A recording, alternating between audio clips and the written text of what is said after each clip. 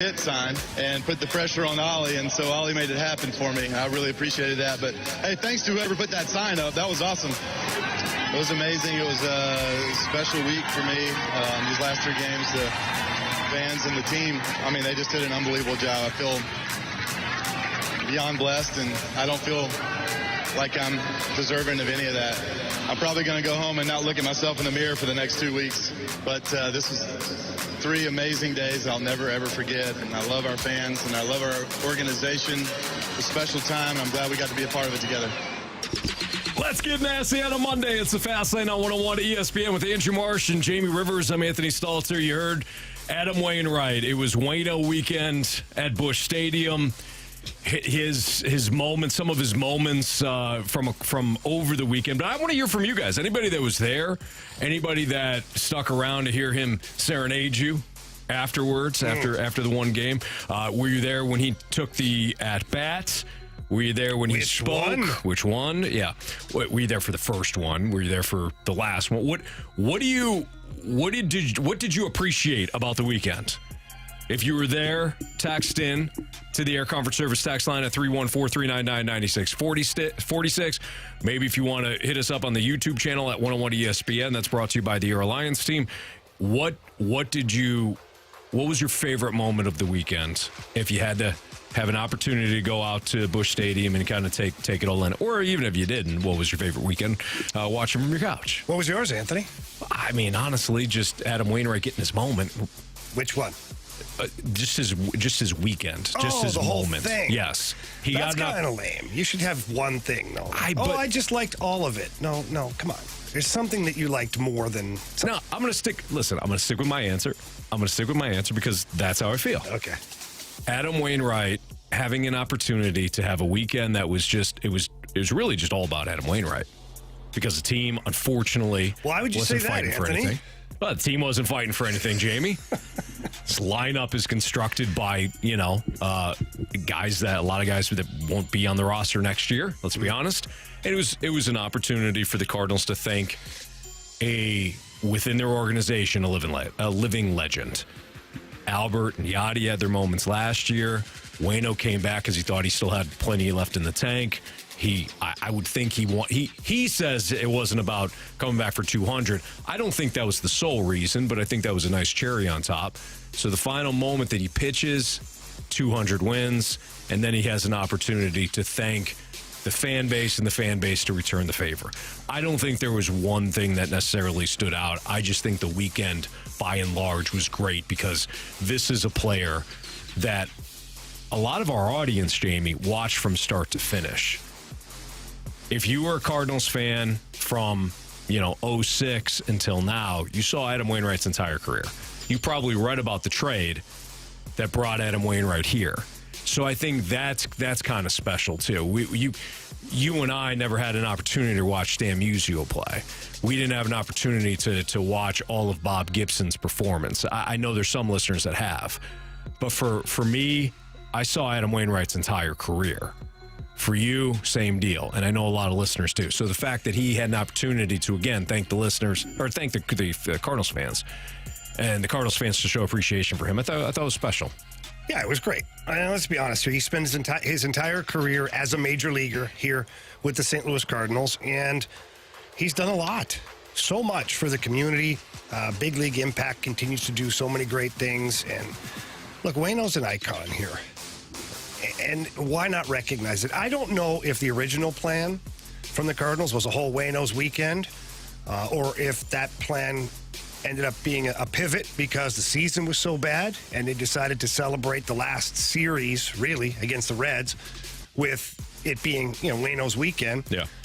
Either way, I did not get down to the ballpark, but when I'm watching it, looking at most people, it's almost like they had kind of forgotten about how bad the season was and took the moment to really appreciate everything that Adam Wainwright has been and done as a Cardinal. So I thought it was great, honestly. Even the performance and all that, like, anybody who listens knows I was, skeptical of Waino doing his singing and whatnot. At the end of the day, it was fine. It was good. He enjoyed it. Why not celebrate it? Yeah. People, is something unique for people to get a chance to see, and obviously something unique for Waino to perform in front of so many people and do his thing and show off some of his other passions. And the one thing that I think got the most attention, at least in my household, was the puppy. Yeah. Yeah. As soon as the Waino got a puppy, the kids and Ashley and everybody's like, the puppy. Yeah. So I thought it was great, man. Yachty Albert being there, Carp, all those people. Izzy, that big donkey, was hanging out down there too. Scott Rowland. Says a lot about the individual when you have that kind of a turnout. No question. We got a text from the 618. Was there on Sunday. Biggest thing I noticed and enjoyed was seeing a big smile on Waino's face the whole time. He seems happy and satisfied with his career, even though this year obviously didn't go the way he wanted. Happy retirement to him. Well deserved. And Tony too. Let's not. We would be remiss if we didn't mention that Tony was there as well in attendance, which was great. I don't think that Waino has any regrets either. I don't think he should. I don't think he should have any regrets about even coming back this year, despite the fact that it didn't go well. I've always said this about any athlete, not just Adam Wainwright. Once you decide, and Jamie, I'm talking to a guy that died on the ice, or else otherwise you'd still be playing, I'm sure. I'd be covering Yager right now over in the Czech League. You certainly would, as Yager tries to earn that 3,000th game. That's up to you. When Jerry Rice was bouncing around from Seattle to Oakland and everything, Jerry Rice has got to retire. Don't tell Jerry Rice when to retire. If he still feels like he has more to give to the game, even if he's just a fourth wide receiver on a team, keep playing, because once you're done, that's it. You can't go back. You can't go back. So, I'd kind of tell that to college kids, too. It's like Billy Madison, stay here. To me, if you can, great. Keep playing. He wanted to come back and he wanted to keep playing. I'm not going to do the hindsight thing and say, well, you should have retired because this year stunk. He wouldn't have got the 200 wins. He wouldn't have had this moment. And maybe he wouldn't have been back. If he wasn't ready, he wasn't ready, man. Right. I'm sorry. He wasn't. It's easy for outsiders to say, oh, well, I would have just retired. Look at all the money I got. Yeah, that's not you. Guess what? The money stopped really mattering for Waino a number of years ago. He already had enough money to pay the bills. He had enough money to put the kids through college, and he was going to be fine. Yeah. The money's nice. It's a direct reflection of what your value is in that sport. Absolutely. Don't get me wrong. Waino wanted to continue to be paid accordingly, but that wasn't the sole motivator for Adam Wainwright. The motivator is being out there on the bump. And one thing I can tell you that I still struggle with almost on a daily basis is operating in a normal life without the adrenaline rush of the competition. Where else can you get that? Seriously, when you're performing live in front of 20,000 if it's the Blues, or 40,000 if you're the Cardinals, you versus another person, everybody's watching, they're breaking it down.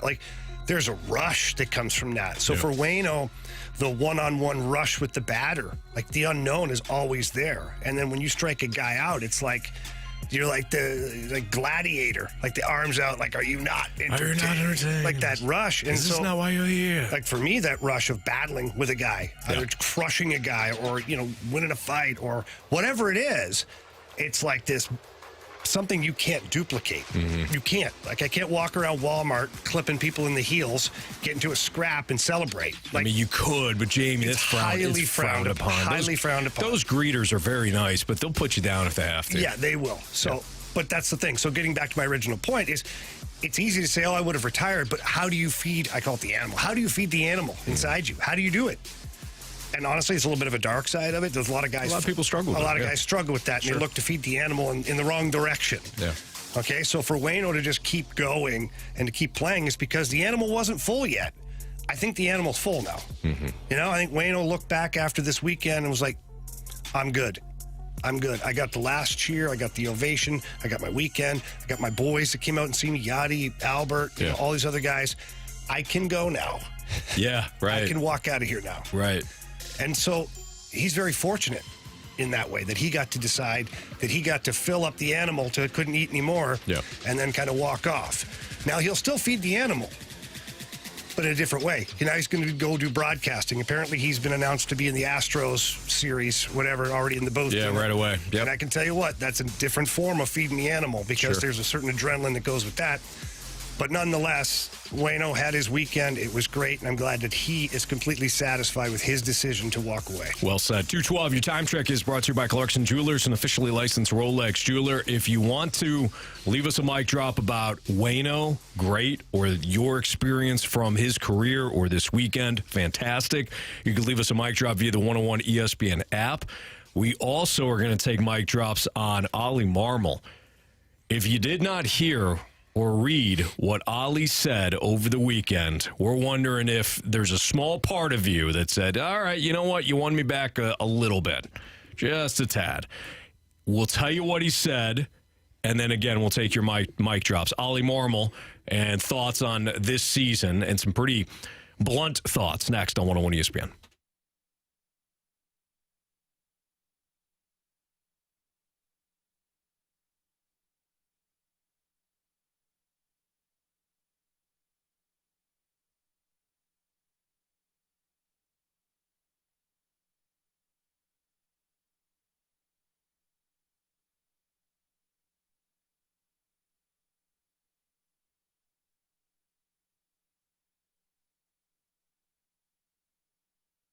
Anthony, Ron, the Wizard of Comfort over at Swiss Air Heating and Cooling. He's always got great things going on, great programs too. And one of the programs is the Magic Tune, which is $69. And what it does, it provides a 29-point cooling or heating system check. What also comes with that is the technician tells you, hey, this is how you need to continue to take care of your HVAC.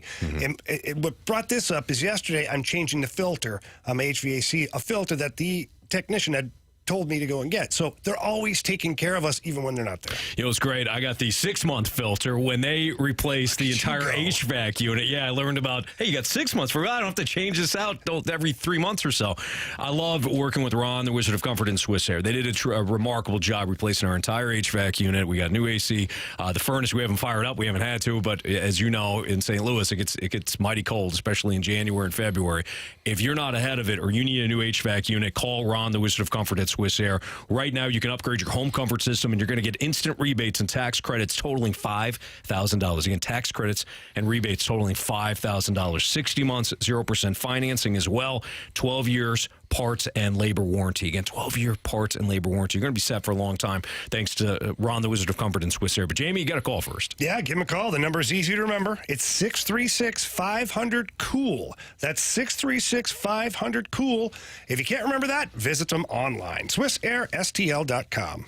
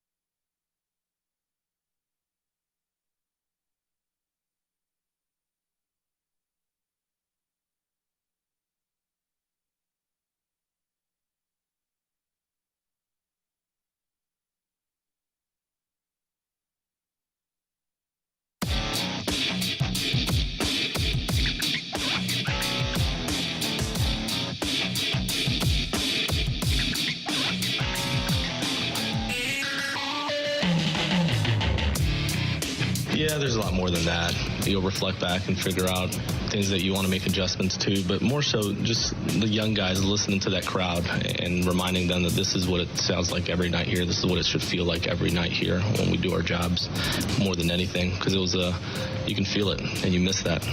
That was Cardinals manager Oli Marmol post-game yesterday, talking about wanting to get back. Young guys, reminding them, hey, we want to be back in a winning way next season. If you missed what Oli said pre-game yesterday, this was interesting. The amount of people outside the gates this morning, it's incredible, Marmol said ahead of Sunday's finale. And it reminds you, fix it.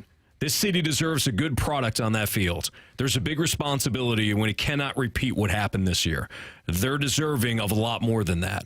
The fact that they continue to show up and still support the club means a lot. Now it's on us to make it right. 2024 starts as soon as this game is over. The players are furious and embarrassed as to what happened this year, and in no way ever want to repeat it. That goes from myself and every player that will be returning. I look forward to this offseason. It'll be important, and we can't mess it up. I want a clubhouse full of guys that have one thing on their mind, and that's not themselves, Marmol said. It's winning a championship. You start weeding those out, and I imagine weeding those out meaning weeding those players out. Mm-hmm. I think a lot of Cardinals fans will say, okay, good, that sounds good, now what? And I think that's fair. I think that might be the most obvious response, Jamie. That's the one I certainly have. That sounds good. What is this front office going to do to match that urgency and that passion that Oli's showing? Because his role is now done until spring training. This is where the offseason kicks off, and the front office needs to step up. Spend the money, but not only spend the money on the right players. And also do what he said in the end there. I thought this was important, Jamie. It's winning a championship. You start weeding those out. You start weeding those players out. Yeah, you have to. As an organization, you know who those guys are. Is front office going to do it? That's the question. Well, I think so. Here is the best part about this season is you were really bad. I found this on the web. I know, me too. They're really bad. He looked. Jamie looked. He did the research. He knows. They were bad. Always bossing me around. Yeah. But so you're allowed to do almost anything this offseason that's even irrational. Fans will be like, good, but I don't care. Good. So if you get rid of a certain amount of players, whatever, it's fine. Can you get worse than you were this year? No. Not really. Last in the division. Yeah. Yeah, I don't care if they won. One of the worst teams in baseball. Yeah, I don't care if they won 53 games or 2. It's still last. It's last place. So I do think they'll do it. I think they have to. I think the Cardinals have identified who those players are. I think we can all have our own thoughts about who those players might be. But I can tell you what, when those players are moved on from, you'll know exactly why. Mm-hmm. Because some of these guys are talented, but I don't think they have the bite to want to win every day. And some of them don't have the bite to play every day. Yeah. Let's just be honest. Mm-hmm. Yeah, they don't want to take the field every day, or they don't want to take the ball whenever they're called upon. Either way, it's unacceptable. That kind of behavior sets up the culture of your clubhouse. Mm-hmm. Well, why am I going out there playing injured all the time and battling and being one of the best team guys when he doesn't, and he's making more money than me, and whenever he wants to, he just plays? Mm-hmm. Why am I going out there with rubber arm 3/4 of the way through the season, taking the ball every freaking night, when that guy won't? And he's going to get paid for it. Yeah. It causes problems. And especially when the team's losing, or they could use a boost of some kind, it just amplifies how bad it is, the toxicity of it. Yeah. So if you're the Cardinals, yeah, you have to move on from a certain number of players. I have my ideas of who it is. I think O'Neill is one of them. I think that Ryan Helsley is another one of them. Who else? Like, there's other guys that I think. I don't know this to be true. Yeah. This is just outsider looking in perspective. Well, they parted with one. That was Genesis Cabrera. Genesis Cabrera. He was another one that had to go. So whoever it is, if it's Dylan Carlson, if it's, Alec Burleson, like who knows? Just move on. Yeah. Yeah, you don't need 26 tryhards. You need 26 guys that are like, whatever my role is, I want to do it to the best of my ability so that our team wins. Mm-hmm. That's what you need. And when, to your point earlier about the best players and kind of showing how it's done, when Bryce Harper, who's making as much as he's making, is willing to go into the wall repeatedly despite the injuries, or dive into the camera well, or come back early from his surgery, he is setting a tone. If you're a young player not willing to do that on that team, when Bryce Harper, multimillionaire superstar, is doing that, you take notice. And I'm not saying the highest paid guys, Arenado and Goldschmidt on this case, aren't willing to sacrifice their bodies, because they are. But you need more of those guys in the middle and the bottom of the roster to say, okay, I don't care if the hamstring's a little tight right now. Let's go. This game's important. You know what you also need? Somebody in the clubhouse to put their foot in someone's behind if they're not doing that. Agreed. That is bottom line. Waino is an icon. I don't know if Waino is that guy in the clubhouse that, holds everyone accountable. I don't know. Maybe he is. But maybe Waino got tired of picking fights all the time, too, or picking at guys.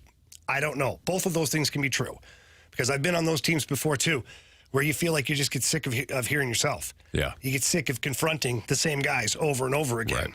Definitely. Because it's going to escalate, and then it carries out onto the ice or onto the field. Like, it's inevitable that if you keep nipping at a guy, there's pushback and then there's resentment. So there is a time and a place. You can't have somebody just kicks the front door and then just berates everybody all the time. Yeah. But maybe need more of it, though. Like Goldie, we know he's a silent leader. Great. Fine. Nolan Arenado, very isolated as a leader. Like, he's very hard on himself, and he leads by example. But I don't know if he's the guy that walks across the clubhouse and shows the guy how hurt he is, and he's still going out there anyway. I don't know. Yeah. But I think the Cardinals in the offseason need to make sure that they have the right players currently on their roster that are buying into this. And if not, they have to acquire the right players that are going to hold everybody accountable. Katie Wu of The Athletic was on with BK and Ferrario, and she talked about Oli's end-of-season message and her thoughts.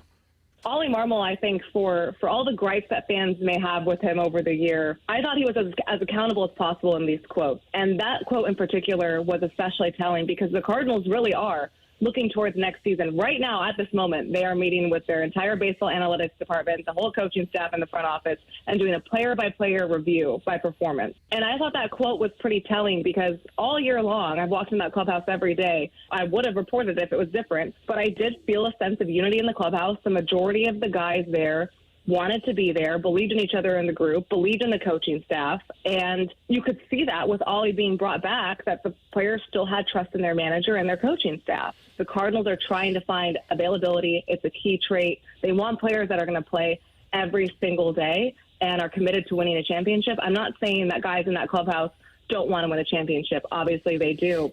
But I think the Cardinals are looking for more unity, more dependability, and guys that are willing to show up and play every single day.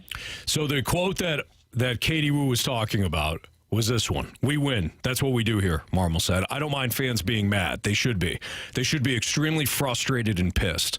You should call for my head. All of that is part of sport. You're a fan, you're fanatical about your team, and you live and die by wins and losses. When you don't win, you should be mad. I would hate to do this at a place where you lose and nobody cares. I want no part of that. The adrenaline of knowing there's a responsibility to carry out every day and the fans expect you to win, that is what wakes you up. Otherwise, what are we doing? That's the quote that Katie was talking about, that she referred to on BK and Ferrario. And I think that's the quote that is going to resonate with fans. Again, I think that the response is still going to be, that's great, I'm glad he said it, but ... What's gonna really change? Well, and the next one coming out is, but Mo let him do that?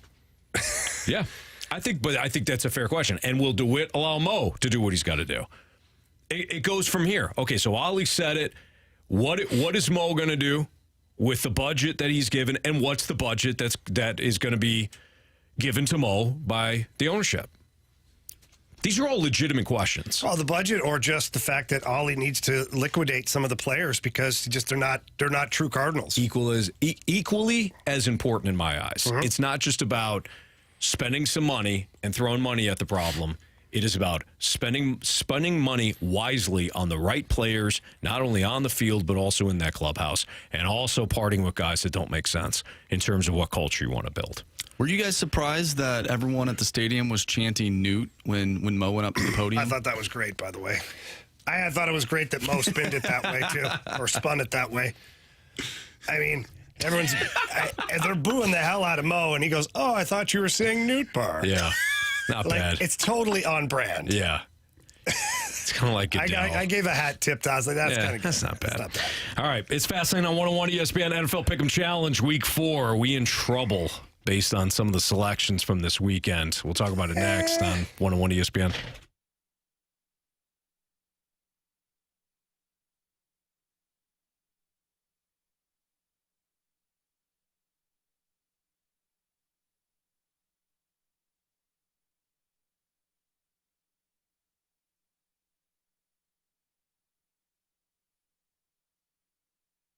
We were just at Auto Center's Nissan Herculaneum last Friday, and we loved heading out there. We loved the live broadcast. We loved the people that popped in, and we love the people that work at Auto Center's Nissan Herculaneum. They are there to make sure that you take home your next new ride. And it might not be a new vehicle. It might not be a new Nissan or a new Pathfinder, new Altima. It might be a pre-owned vehicle that fits on your budget, that you can finance it, and they have financing options for everyone.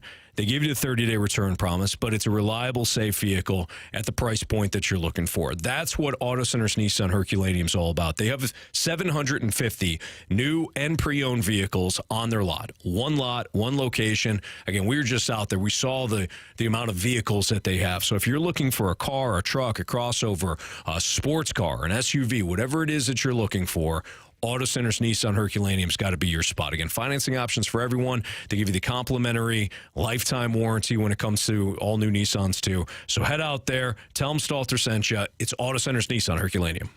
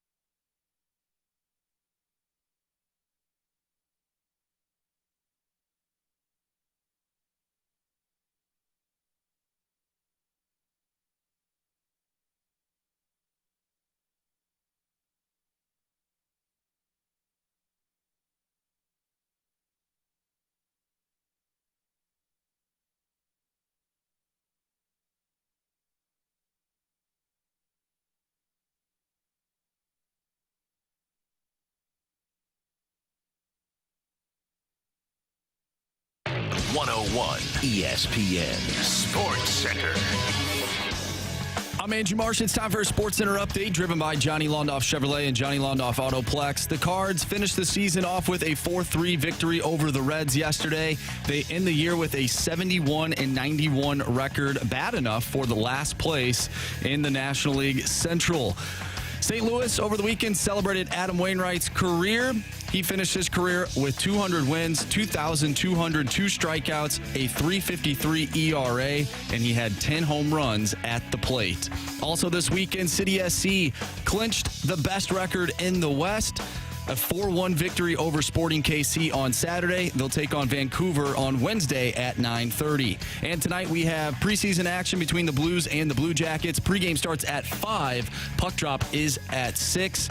All the coverage right here on 101 ESPN. I'm Andrew Marsh, and the Sports Center update is driven by Johnny Londoff. Finding roads and shop 24/7 at londoff.com and londoffautoplex.com. Are you kidding me?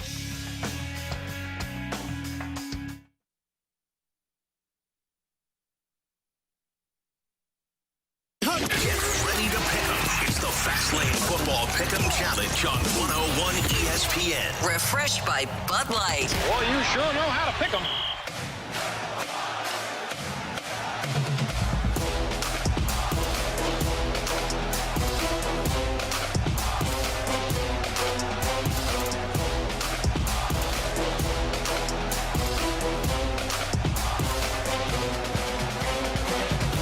Well, we're facing a deficit tonight, boys, in the NFL Pick'em Challenge between us, the Fast Lane, and the Rizzuto Show.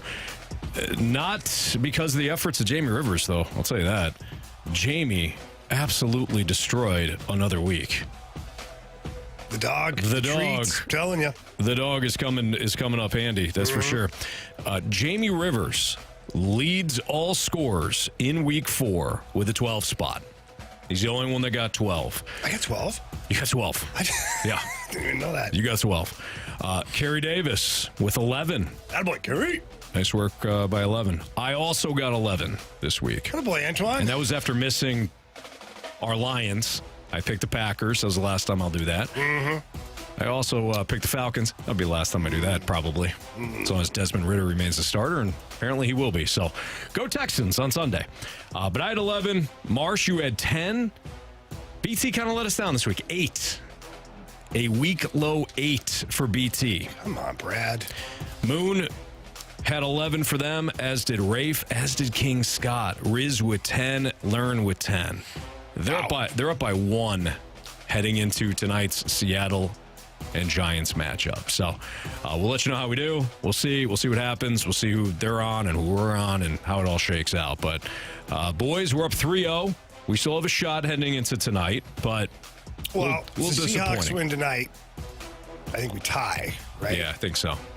I think that's the way, because they have 4 on the Seahawks. Yeah. We've got 3. I think. Oh, no. No. Maybe we don't. We'll have to look at it. I don't know. Yeah. All right. Week 4. Yeah. Which team surprised you, better or worse? Oh, wow. For better or worse, which team surprised you with their performance yesterday? Well, the Dolphins surprised me. That was not pretty.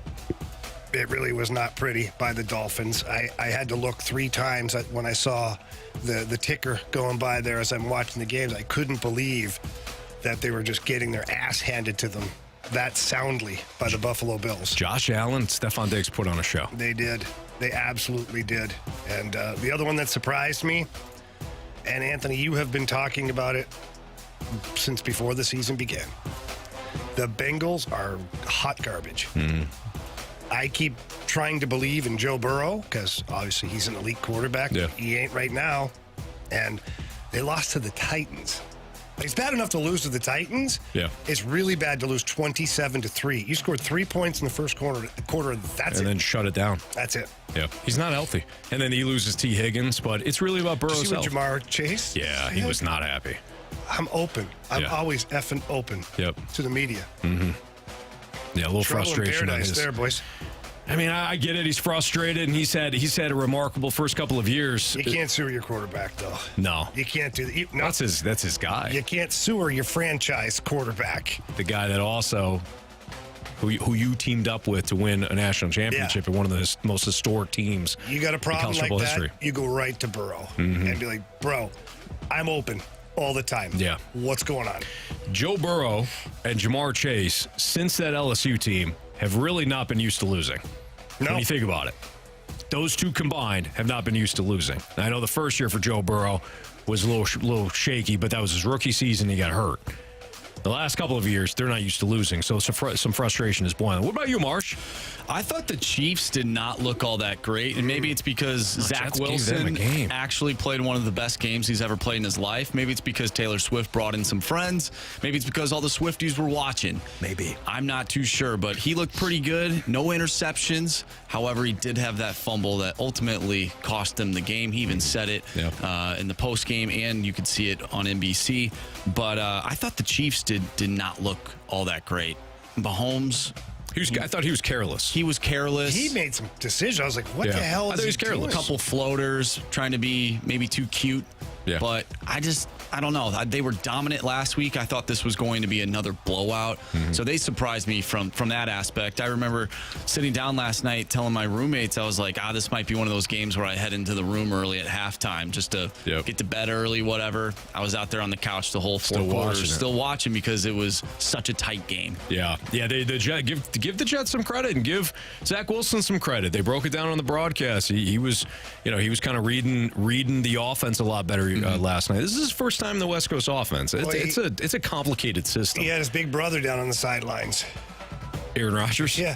He was up he was. At the beginning, he was down. Did you hear he surprised them in the team hotel?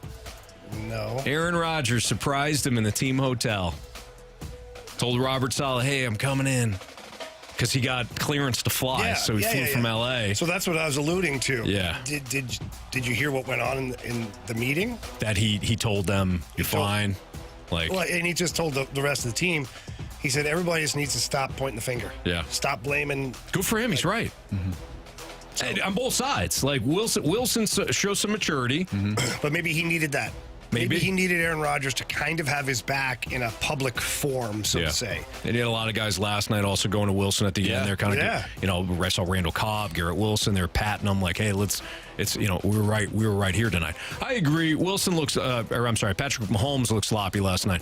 But how about the play he makes on the final drive? The one and the that Jets got ripped off. They got ripped off on that. I mean, Sauce Gardner did not. That was terrible. That was back and forth. I mean, come on. That's one you let go. But that was a long drive. Jets were on the field forever. But Mahomes had a couple of key runs. And how about him just wisely seeing that they were in man-to-man coverage? He broke left, slid, game over. There was a that's why you pay call, that guy too, there. I can't even believe it didn't get called. It was one of the Chiefs' offensive linemen. Was it their left tackle who was basically tackling the end all night? He had him in a cross-face chicken wing for about 4 seconds. Oh, the NFL's not going to let the Chiefs lose with Taylor Swift in the building. Not with the Swifties watching. That would not be good. Yeah.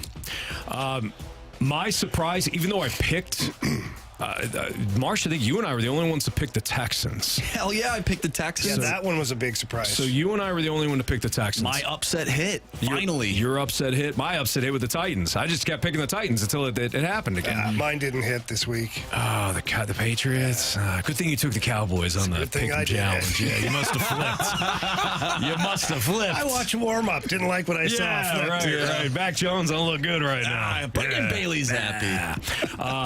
But nonetheless, even though I picked the Texans, I did not expect to see them completely dominate the Steelers like that. They had the ball the entire game. Nico Collins looked unstoppable. C.J. Stroud, far and away the best rookie quarterback right now. We're not even talking about him. We're not even talking about him. And they're gonna win on Sunday too because they got Atlanta. So I hope so. The Texans are going to win. But that one surprised me from the standpoint, again, the Steelers looking as bad as they did. Woof, terrible. I also picked the Bills. I am surprised because I've been backing up Miami's defense since day one. I am surprised that Buffalo went through that defense like a hot knife through butter. How about my guy Shaky Bakey? Shaky Bakey put on a show. You called that one. I said, watch, he'll throw for 300 yards and 3 touchdowns. And he threw for nearly 246. and 3 touchdowns, but he did throw a pick as well. They may win that division again. The Saints I am are terrible. shocked. Buddy, the Saints are bad. Before it started, you did. You called it. It's not because I think Baker Mayfield's good. I think he has so many weapons around him offensively because they built that team for Tom Brady to be successful, which he was right away. Injuries plagued that whole roster last year during his last season. If they're all healthy, the Buccaneers probably make a pretty good run at it. But Baker Mayfield is not doing anything special. He's just not hurting the team, and he's getting the ball to the other guys, and they're doing their job. Yep. And the defense is playing pretty solid, too. And Mike Evans missed most of that game yesterday with a hamstring injury. So I'm telling you, they might win that division. New Orleans is much worse than I thought. Tampa is much better than I thought. Tampa may win that division. There's a couple of quarterbacks. Desmond Ritter's got to be benched. The only difference between the Falcons and Jaguars yesterday was that the Jaguars had a QB and the Falcons didn't. Both defenses played well. They didn't run out there with a quarterback? They would have been better off if they just snapped the ball directly to Bijan Robinson. Well, boy, did you see that one? Dude, did you see the one-hander you're talking about? No, the shake and bake where the guy's still trying to figure out where the hell he went. He's incredible. I saw that on the Toy Story broadcast. I actually thought on social media, it's pretty funny. They had like the top of the video would be like the real sequence. Oh, with the computer? And then the split screen was the Toy Story one. It was unbelievable how they just matched everything. That's awesome. Yeah, they had some hiccups. Like I watched it. I tried to get the kids involved. They had some hiccups. They didn't always have the players ready to go. It's like you just saw the broadcasters, like the cartoon broadcasters. But otherwise, I thought the production was pretty good. And it did keep my kids' interest for about a quarter and a half or so. I'm wondering what sport is the next one to try that. Because, like hockey, so first of all, so the listeners know, they put a little chip. It's a little square, like, device that they put in the jersey. Mm-hmm. And that lets the AI or whatever it is turn them into cartoons. Yeah. They match every move that's going on. Well, in hockey, they already have the little chip to see, how fast guys are skating and things like that, like the tracker on that.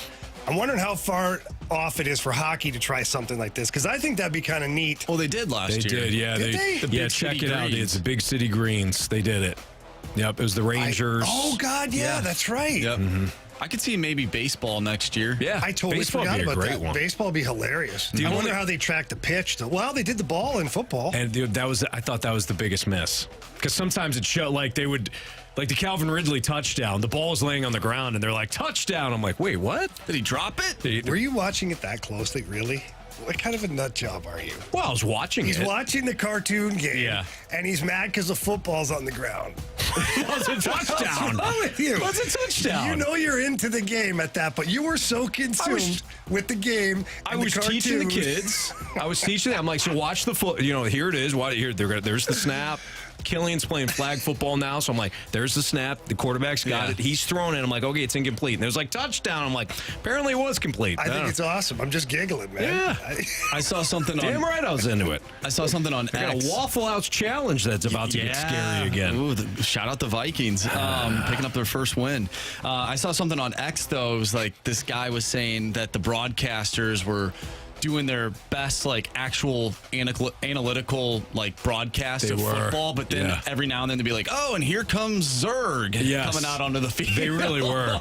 They were. Yeah, Booger McFarland a couple times was like, he was breaking down a play, and then the other, the play-by-play guy had to be like, yeah, here comes Woody, and he's dancing with Bo Peep. Like, I would have had fun with that. Yeah, it was good. It was good. It's the Fast Lane on 101 ESPN. We got Blues Cues next. Blues-related questions. Send them in. 314-399-9646. That's next in the Fast Lane on 101 ESPN.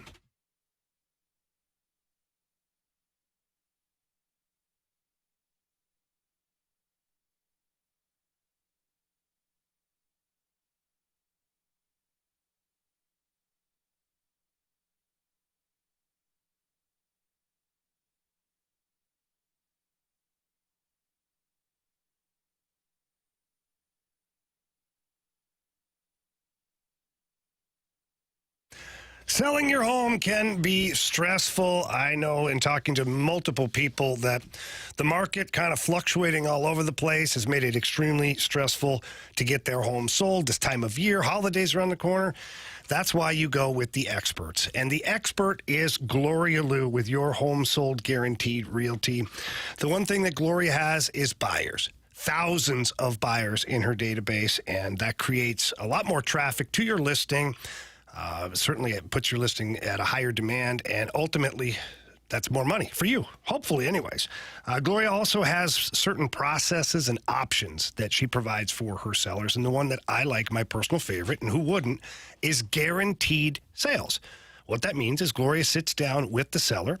They agree upon the sales price, and then she sells your home for that price, or she will buy it herself. And she guarantees all of that in handwriting. So please don't wait another minute. Give Gloria Lou a call. Tell her Jamie Rivers sent you in. That number is 314-325-6888. That's 314-325-6888. Or visit GloriaHasTheBuyers.com. Conditions do apply. They must agree on the sale price and possession date.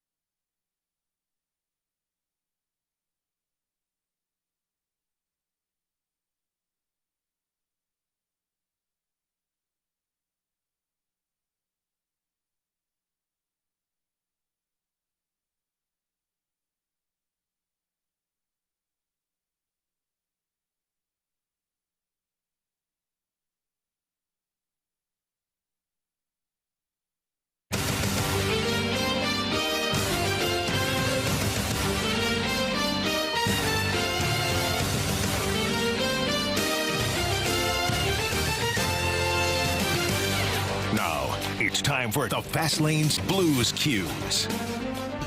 All right, time for some Blues-related questions here in the Fast Lane on 101 ESPN. 314-399-9646 is the Air Comfort Service text line. Marsh, what do we got?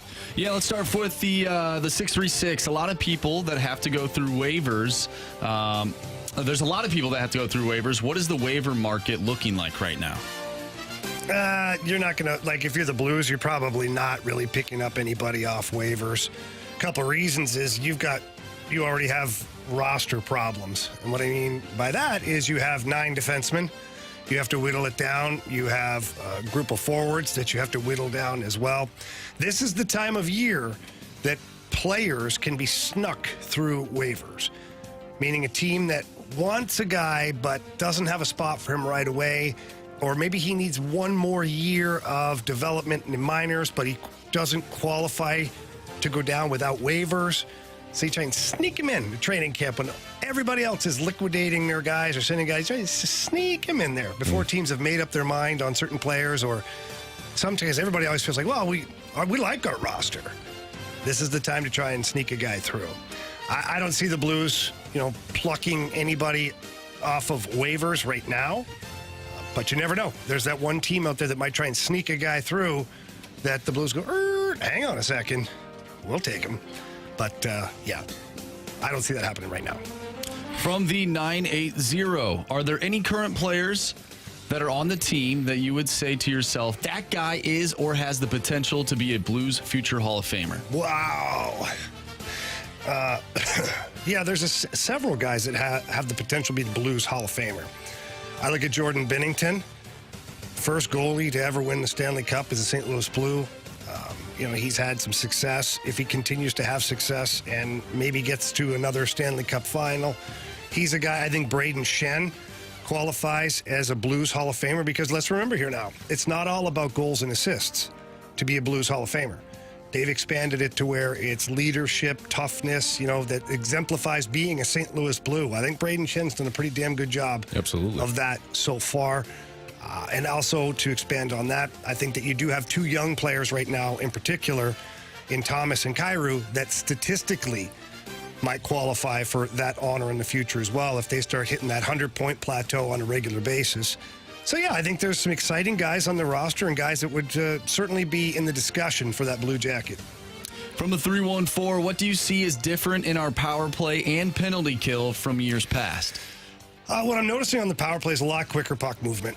I think the one thing the Blues, the trap they fell into last year was being predictable and, moving the puck slowly. And what happens with that is, you think you're making the right plays, but you're letting the opposition's penalty kill readjust constantly when you don't move the puck quickly. And I think what gets lost sometimes with dynamic players is they feel like that 4-foot pass is useless. Well, I'm going to make a 4-foot pass like this. I want to be the guy to pass to the guy who scores the goal. And it's not for the assist. It's just that sometimes the dynamic player thinks that the bigger, better play is better when it isn't. Sometimes you just got to wear down the opposition. And the best way to do that with a power play is those 5-6-foot passes, accurate tape-to-tape flat passes. Every time the puck moves, the penalty kill has to adjust. They have to respect that there might be a shot opportunity. So when you move the puck quickly, what happens? It's like doing the over and backs, like a shuttle run. Over here, stop. Over here, stop. Over here, stop. About 20 seconds into it, you're exhausted, and that's when teams make mistakes. That's when the bigger, better play becomes available. So what I like right now about the power play is them moving the puck around quickly with a purpose. And on the penalty kill, I like what I've seen so far. I think they're aggressive. I think that the focus right now, too, defensively, is to be in the shot lanes on a consistent basis. I think that penalty kill will continue to get better.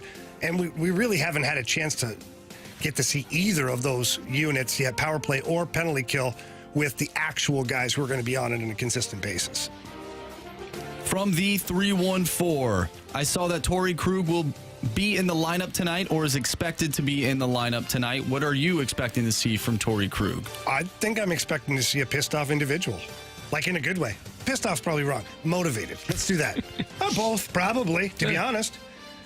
I mean, he's a human being. He said it himself with his media availability. He's like, it didn't feel great.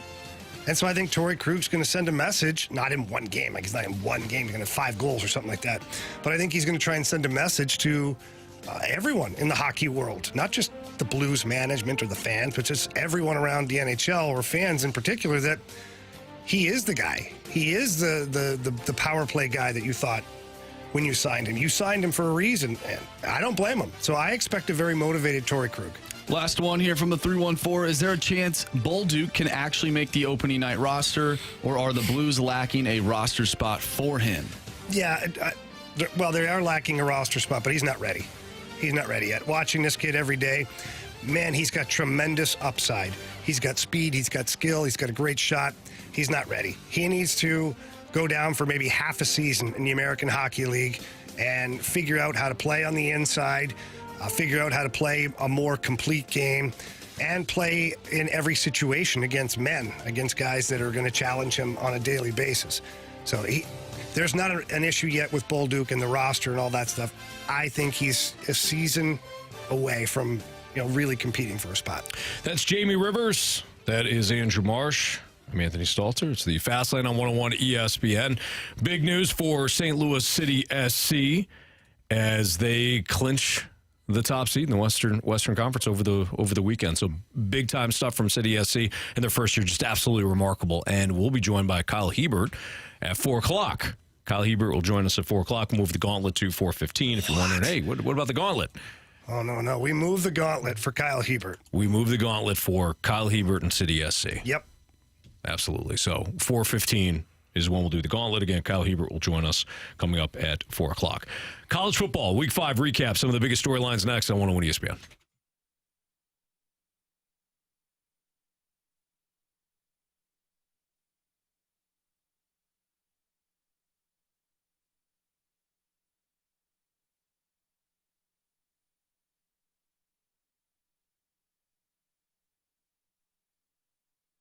Anthony, just love watching NFL football. It's a lot of fun. A lot of crazy storylines so far this season, but I love using the FanDuel app while I'm watching the games, checking out the prop plays. So many awesome things over there at FanDuel, America's #1 sportsbook. Right now, new customers can get $200 in bonus bets guaranteed when they place a $5 bet. So all they have to do is place a $5 bet, and they get $200 guaranteed in bonus bets. And the best part about it, Anthony, doesn't matter if you win or if you lose, you get that guaranteed. Now's the perfect time to join FanDuel. You got the Giants, you got the Seahawks, Monday Night Football tonight. If you don't like this matchup, there's going to be a full slate, of course, on Sunday. But FanDuel's got all the spreads, the player props, the live betting, the same game parlays. Again, they've got it all. Totals, of course, at FanDuel. So visit FanDuel.com/fast. Again, FanDuel.com/fast. Join the NFL action at FanDuel, the official partner of the NFL. 21 and over, present in Illinois. First online real money wager only. $10 first deposit required. Bonus issue is non-withdrawable bonus. Best that expires 7 days after receipt. Restrictions apply. See terms at sportsbook.fanduel.com. Gambling problem? Call 1-800-GAMBLER.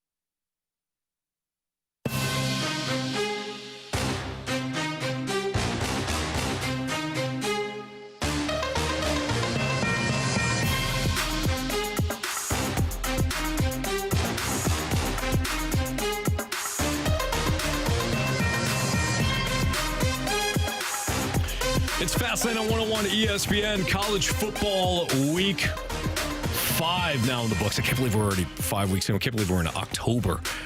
It's unbelievable. Anthony, Can I tell you a secret? Sure. Can I disclose something? Yeah. This is the first year, and I don't even know how long, that I've been excited watching college football. Yeah? Well, good. Yeah. There's been some real games to watch. Like, and good usually, storylines. Usually you don't get anything good until like now. Yeah. Or like in a week from now. Right. But there has been really good games so far. There's been upsets. It's been very good. So biggest takeaway. I think one of the biggest takeaways I had was that, and I had said this when we were out at Auto Center States on Herculaneum, that Friday night matchup between Utah and Oregon State was going to determine a lot. Utah offensively had been getting by without Cam Rising until they went into Corvallis on Friday night. Couldn't move the ball at all. Their defense played well, good enough to win, but Oregon State defensively shut them down. So they win 21-7. Now Utah's done. Like each week, I think we can kind of start eliminating teams. You can cross them off. I don't know how excited Utah, people were to watch Utah play in the playoffs, but that was one of my bigger takeaways. I also love that Mizzou didn't stub their toe. Oh, they tried. They tried initially. They did, but I like the fact that they got it done. Yeah. Good teams win, great teams cover. They covered the 14. 395. That yards, offense looks good. Brady Cook's starting to get some respect, maybe? He should. He should. But, okay, so now you got LSU coming to town. Did you happen to see that LSU Ole Miss game? Yeah, I watched it. That was fun. LSU's not good. Unless you like defense. That was fun. We had Ole Miss, remember? We talked about it. Yes. Or was it me and Carrie? You said Ole Miss. Yeah. I said the over. That's right. So we got them both covered. We covered them both. Yeah. But so now you got LSU. 2 losses for LSU. They're done. Mm-hmm. And you've got them in Columbia, early kickoff, which I think benefits Mizzou.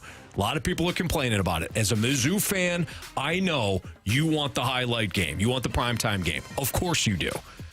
But to me, this is perfect. LSU comes in a wounded tiger. No offense, no pun intended. You come in 2 losses. Pun was definitely intended. I sure should have said it was. that. Why wouldn't it be? You got 2 losses. It's an early kickoff, and you're on the road again. Pound them. Yeah. You have the blueprint. Look what Ole Miss just did. They threw the ball every which way. Get a lead, run the ball in the second half, stay unbeaten. I'm excited for this Mizzou LSU game on Saturday. How about that Auburn game? That was fun too. I thought they were going to pull it off, man. They were close. And then I also thought that Colorado was going to pull it off. They were like a freight train. How about that in the fourth quarter? What was their offensive coordinator doing? Well, how about this is where Deion gets a little criticism now too. He hasn't faced some of the top questions yet. Like there was the game management there in the fourth quarter wasn't great for Colorado. Why are they running the football with 5 minutes left, down 2 scores? When you're in enemy territory, like you were across the 50-yard line, you're running downhill at that point towards the touchdown. You can't be running the ball. You have no timeouts either. You can't be running the ball. You could throw short as an extension of the run. That's fine. You can't run the ball, but you can't run the ball. Because they couldn't run the ball at all to begin with. They lost a 2-minute warning, automatic timeout too, because of all that. Because they had to play through it. If they get their touchdown before the 2-minute mark, now you've got a built-in timeout. Maybe then you can stuff USC and get a punt or something at that point. Maybe you don't have to go for the onside kick. Yeah. They ended up sewering themselves because the only thing left available was an onside kick. Yep. Yeah, clock management not great, but this is something that the coaching staff can learn from too now. It's not just the players, it's not just recruiting. This is a learning opportunity for them too. Mm-hmm. I think it's more about what USC is than it is what Colorado did. USC's defense, like we talked about at the beginning of the year, still a question. It's still a question. If they go up against Oregon, will it be a shootout? Maybe. Mm-hmm. But the way Oregon's operating offensively, they could smoke USC. And that's with Caleb Williams as their quarterback. And then Georgia, we just mentioned Georgia in that game. Is Georgia, are they as good as we think they might be at number 1? No, I don't think they're going to end the year at number 1. I don't think they end the season undefeated. They've had a couple of games now where in the Auburn game, and Auburn's not great this year, but they stubbed their, they nearly stubbed their toe against Auburn. South Carolina had them down what was that, 14-3 at halftime before Georgia woke up, and that's not a great South Carolina team. Tennessee mopped them on Saturday night. So no, yeah, that's another key takeaway. Michigan and Georgia were the two teams early on that were just kind of like just in neutral. The last 2 weeks, though, Michigan has throttled opponents. They throttled Nebraska, and they took care of business last week against, I think it was Rutgers. So, no, Marsha, I'm with you on that. This is a wide open year in college football. That's why I like it right now. Oh, Duke pushing Notre Dame to the brink. Yep. And good for Notre Dame. Uh-huh. You know, Notre Dame came up with the big run late there to make it 21-14 to win that one. But otherwise, I think that this has been kind of a quarterback showcase. Michael Penix Jr., again, with Washington, they stay unbeaten. You mentioned Oregon, Bo Nix. Bo Nix, if it's not Caleb Williams, it might be Bo Nix to win the Heisman. Caleb Williams with another big game. Brady Cook with another big game. The quarterbacks around the nation are kind of putting on a show, and I know I'm missing people. But how about the kid from Duke? That's my guy. That's Riley Leonard. He got hurt at the end. It was pretty nasty. They rolled up on his ankle, but I was so impressed with that kid. Against Notre Dame's defense, Yeah. too. That's a legit defense. Riley Leonard, that's the guy I said he's going to play in the NFL. He's absolutely going to play in the NFL. He's got the NFL makeup. He's got size. He's got a gun. He can move a little bit despite being, an arm. A strong arm. Yep. I mean, he's had the right to bear arms, but I just didn't know he carried it around. No, that was my fault, Jamie. I should have clarified. He's got a little mobility despite being, 6'5", 6'6". We were talking about Mizzou earlier. I wanted to ask you guys, which game presents more of a problem for the Tigers? Is it LSU or is it Kentucky? Yeah, Kentucky. What a beating. Literally ran all over Florida. Mm-hmm. That was impressive. I think both games are going to be a challenge. As it sits now, I don't want to overlook LSU. I don't want to minimize that game. We're not looking at all. We're not looking forward. We're looking to this week. I'll phrase it this way, Mizzou Marsh. fans right here. This triangle. Yeah. Triangle of the Tigers. I feel like we almost inspired this group. Well, I mean, ever since I went to a game. Well, you went to the game. We called them out the first couple of weeks. You got to throw the ball, and all of a sudden Eli's like, I got to throw the ball more. Tough love can be important sometimes. Absolutely. Mm-hmm. You're welcome, Mizzou We'll Nation. go down with the ship. Yeah. Yeah, we will. If we didn't say anything, they'd still be throwing sideways. Mm-hmm. You're welcome. You're welcome, Mizzou. We'll go sidelines if you want us to. I mean, you want to invite us to a game and be on the sidelines, we'll do it. You look at the Colorado game; they had all sorts of celebrities on the sideline. But we're a little bigger than some of those celebrities. People, you know. Yeah, Don't very be true. Disruptive to the players. You look over and see the guys from Fastlane. It can be a little much. Yeah, good call. But I'll phrase it this way to your question: LSU. But I understand why you asked that question. It's in Kentucky too, and they're undefeated, and they have given Mizzou problems in the past. That they have. Fun stuff. All right, it's Fastlane on 101 ESPN. We have What's Trending coming up next, and within that What's Trending, we're going to tell you about, we're actually going to have somebody on to tell you about some of the great things going on in St. Louis hockey. Yeah. What's going on? Anthony, I was so mad watching the Colorado game. Little did I know that there's no 2-minute warning in college football. I knew what you meant, though. You were on a roll. No, it's fine. I'm like, you know what? Yeah. There isn't, but the clock management was terrible. Yeah. But I was really fired up the whole time. Yeah. Because I thought there was. Even when you said they played through it, I'm like, I'll let them go. Now, call me out next time. It was way more fun. No, you play through it. I let you play through it. Well, the text line's going to hold me accountable. I know, but sometimes I think it's better that the text line does it. Well, I appreciate it. Because when laugh at me, I'm fine. I'm laughing. When I do it, I feel like sometimes you get upset. So. No, I'm always upset. Yeah, but that's okay. No 2-minute warning in college. No. Well, it's a good thing because they hacked it up anyways. Yeah. When you get a first down in under 2 minutes, it stops. Yeah, that's what I meant. Yeah. All right. It's the Fastlane on 101 ESPN. Again, what's trending? And we'll tell you some of the big news going on right now around St. Louis in terms of youth hockey. That's next here on 101 ESPN.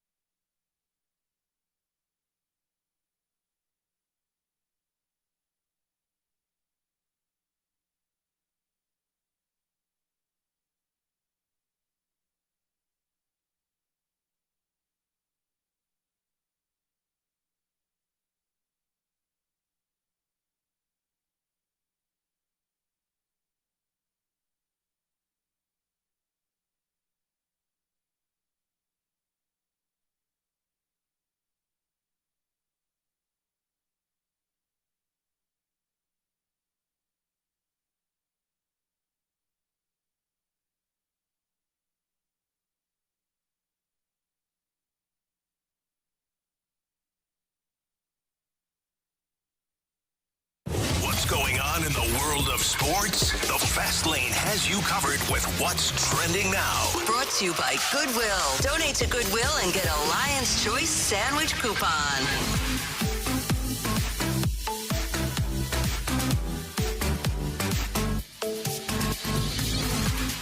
With Jamie Rivers, I'm Anthony Stalter. It's the Fast Lane on 101 ESPN. Time for What's Trending. And to help us with What's Trending, let's head to our St. Louis 101 ESPN Celebrity Line, where we have Senior Vice President of the St. Louis Sports Commission, Chris Roseman, to make a pretty big announcement. He actually announced it at 3 o'clock, but we're pleased to have you on the show here, Chris, to make the announcement to our listeners as well. First and foremost, thanks for joining us. How are you? Hey, thanks for having me. I'm great. And, it's exciting news for St. Louis. Well, go ahead, Chris. What's going on with St. Louis college hockey here? Yeah, because we've got these great amenities in St. Louis and because we got a great hockey community, St. Louis last hosted the ACHA College Hockey Championships back in 2022 and did such a great job that the ACHA is heading back to St. Louis, not for 1, not for 2, not for 3 years, but for 5 years. Wow. Between 2024 and 2028. So hats off to Maryland Heights and Centene Community Ice Center and all the folks that made that event happen in 22 to bring it back. It's incredible. Yeah, Chris, ultimately, what does that say about, hockey here in St. Louis and just how much it's grown? I mean, we hear it all the time. I mean, you hear about the draft picks and you hear about, all the great things that are happening with the Blues and junior hockey and AAA and all those things. I think it says that, hockey is here to stay in St. Louis. The Blues have done a great job of growing the sport, nurturing the sport, exposing the kids including mine, to the sport of hockey and just loving the game. And, it goes beyond St. Louis as well. I mean, a big reason the ACHA is coming to St. Louis is because of the support they get. It's a long tournament. It's 10 days long, and that actually takes place in 2 different venues. Most of it is at the Centene Community Ice Center, but I think it's hockey is just a great sport, and St. Louis is a great sports town, and we're just so great to have it back. Chris, for some of our listeners who may not be familiar with the ACHA, can you maybe give us a little background on what level that is and maybe some of the colleges, some of the schools that are active participants that we might be able to catch during these tournaments? Yeah, it's club hockey. It's all these schools that come from. There's probably over 400 programs across the country that play men's and women. So ACHA is comprised of 5 divisions, 3 in the men, 2 in the women. And all 5 of those divisions will be in St. Louis during that period of time. And the level of play it's club play at the college level. And so some teams, some schools that have teams, we'll start locally. It's Lindenwood, Maryville, McKendree, SLU, and Mizzou, Illinois. They've all got club teams that all play at various levels between the 3 levels that I mentioned in men and 2 in women. And then it goes coast to coast. So you've got teams coming in from all the way from the East Coast, and you've got teams from the West Coast that come in. And St. Louis makes a lot of sense for the ACHA just because of where it is geographically. It's easy to get here. Once they get here, we've got great hotels, great restaurants, easy access to get to the rink and get out of the rink throughout the day. It's a long day. It starts early in the morning and goes till the evening. So, hockey is strong and it goes beyond having just the ice. You got the volunteers and the management to make it all happen. So our friends over at Centene Community Ice Center and Maryville Ice Rink are great partners with us. Chris Roseman is joining us right now. He's the Senior Vice President at the St. Louis Sports Commission. Chris, I also know that you have, kind of your ear to the ground when it comes to the future of Mizzou to the Lou events. What can you tell us about the, upcoming Mizzou games and where, how you guys are involved with that? Because I think that's something that our listeners are very interested in as well. Yeah, well, that goes back to about a year ago, where Desiree Reed-Francois and the administration up at University of Missouri, they really wanted to connect with the St. Louis community, and so the football. It all started with the conversation with the football game in St. Louis at the Dome that took place obviously a couple weeks ago, which was a huge success. It was a lot of fun. But beyond that, the University of Missouri is placing other events in St. Louis. We had women's soccer against Missouri State, Mizzou against Missouri State a couple weeks ago as well. Drew over thousands of people that came out to that game at Worldwide Technology Soccer Park. We're talking to Mizzou about doing at least a few more events that'll be held this November and early in next year in 2024. So we'll look for information to come out on those soon. I think it's kind of leaked out that one of those is wrestling. So we're talking to wrestling to make them, Mizzou have a wrestling duel here in St. Louis. And we're talking about another sport as well. So that'll be at least two more, maybe more, that Mizzou could come into St. Louis and have these, football is great, but they have these other sports, these other competitions take place in St. Louis. It's just really great for St. Louis and great for us to connect with Mizzou to, we've had a relationship with Mizzou for, I've been with them for, working with it for over 23 years. And they're just a great institution in Missouri, and it's just great to see Mizzou and St. Louis as often as they are. Chris, talking about relationships, how huge is it to have the support of a team like the St. Louis Blues when you're looking to solidify a massive hockey tournament like this, let alone for 5 years? I mean, how big is that? It doesn't happen without the Blues, period. The Blues, it goes well beyond the ACHA. Let's take it back to the Frozen Four. We got the Frozen Four in 2025, and we just didn't get the Frozen Four in 2025. We got the regionals in 24 that are going to be at Centene Community Ice Center. So, we due to the Blues relationship with the USA Hockey, the My Y Tour came through here with USA versus Canada back in 2021, where two of those games were played. Two great games at Centene. The All-Star Game, the Winter Classic. All those things are tied to the Blues, and it goes beyond. It just goes beyond hockey as well. Remember, they've got 41 games they host a year, but they're also hosting other things. We're working with them on gymnastics. We're working with them on volleyball. We're working with them on SEC men's basketball that we hosted recently. So, the Blues are just a wonderful partner in everything that we do. Even when we had to move the U.S. Gymnastics Olympic trials over to the Dome due to some COVID issues, the Blues are at our side, helping us every step of the way to set the record, attendance record that will still stand beyond 2024 when we took that to the Dome. Chris, great stuff. We appreciate you coming on right after making the announcement. Best of luck, man. This sounds fantastic, and this tournament's going to be here for a long time, so that's great. It is. Thanks for the time today. You're welcome. Thanks, Chris. Thanks, Chris. Again, that's Chris Roseman, Senior Vice President of St. Louis Sports Commission. Good stuff there. It is awesome, and he's right. Like the St. Louis Blues, and I know that the group over there do such a tremendous job. Steve Chapman, Chris Zimmerman, they're always they're huge on the community here in St. Louis, and it's not just isolated to hockey either. The Blues are heavily involved in a lot of things, so it's nice to hear that stuff. It's nice to see different sports growing and coming here to St. Louis.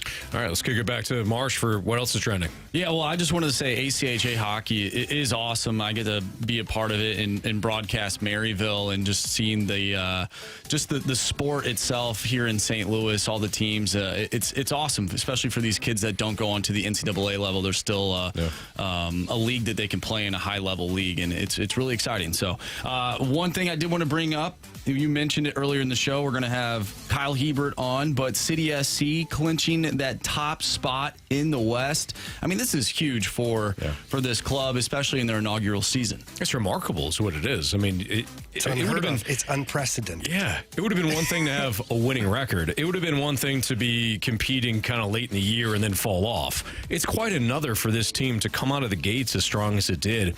And even though they had, some stumbles along the way, they were pretty consistent throughout, which is the only way you earn the top seed in the conference. So good for St. Louis City SC. Inaugural season, man. It is unbelievable. We'll talk to Kyle Hiebert about that a little bit later on. Yeah, I can't even imagine how those guys feel about their accomplishment. Now, based on what we've talked to Kyle about all season long and listening to all the guys, it's almost like they expected this. Yeah. Which is hilarious for me because to have that kind of a mindset, that goes right to the top of the food chain, to Lutz and Bradley, the top guys, to get the message down to the players that we're not here just to be a speed bag here for the rest of the league. Right. And now they're going to finish first in the Western Conference, which means they'll have home field advantage throughout any of the playoffs except against Cincinnati, who finishes with a better record overall. But guys, it could be something special, man. It Absolutely. really could be. Kyle Hiebert will join us at 4 o'clock. It's Fastlane on 101 ESPN. That'll bump the Gauntlet to 4:15 if you're wondering. Narrative or reality, we'll play that next.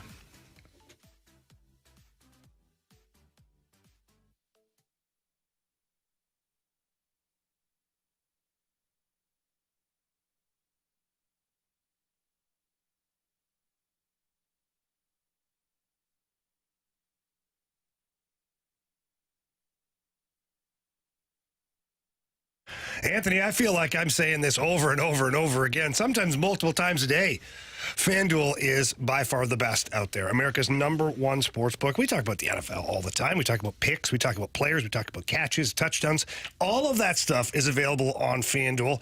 And new customers always get a great promotion. And what they do right now is new customers are guaranteed to get $200 in bonus bets as long as they place a $5 bet. So all you do is place a $5 bet, and you get $200 in bonus bets, and they guarantee that whether you win or whether you lose. You got a Monday Night Football game tonight that's kind of intriguing. You have the Seahawks and the Giants. It's a close spread. The Seahawks are only laying 2. I like the Giants winning outright. I like the over in this game. Hawks. I like Kenneth Walker of the Seahawks to score a touchdown. He would do so, I think, in 3 or 4 consecutive games. You could build your own same-game parlay, though. If you don't like mine, you could fade me, or you can build your own.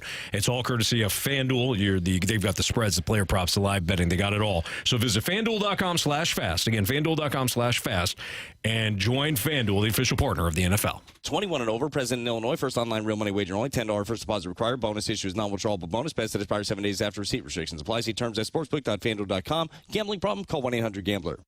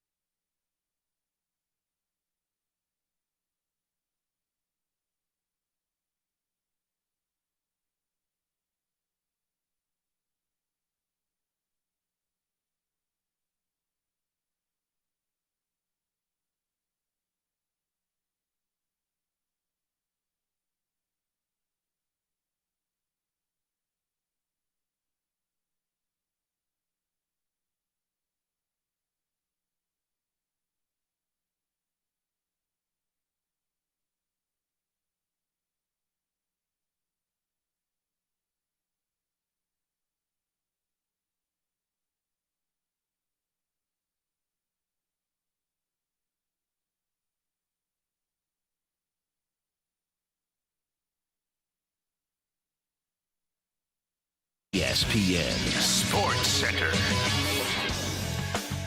I'm Andrew Marsh. It's time for a Sports Center update brought to you by Saliga Heating and Cooling. The Cardinals finished the season with a 4-3 victory over the Reds and end the year 71-91, which put them in last place in the National League Central. This weekend, St. Louis celebrated Adam Wainwright's career. He finished his career with 200 wins, 2,202 strikeouts, and a 3.53 ERA. He also hit 10 home runs at the dish. City SC, in their inaugural season, have clinched the best record in the West. They won 4-1 over the weekend against Sporting KC. They'll take on Vancouver on Wednesday at 9:30. And tonight, the Blues take on the Blue Jackets. Some preseason action coming your way right here on 101 ESPN. Pregame starts at 5 o'clock. Puck drop is at 6. I'm Andrew Marsh, and the Sports Center update is brought to you by Saliga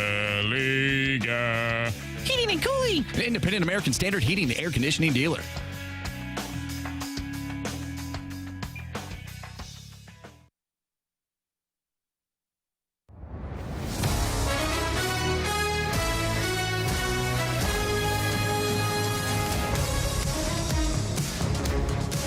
All right, time to play narrative or reality in the Fast Lane on 101 ESPN. What do you got, Marsh?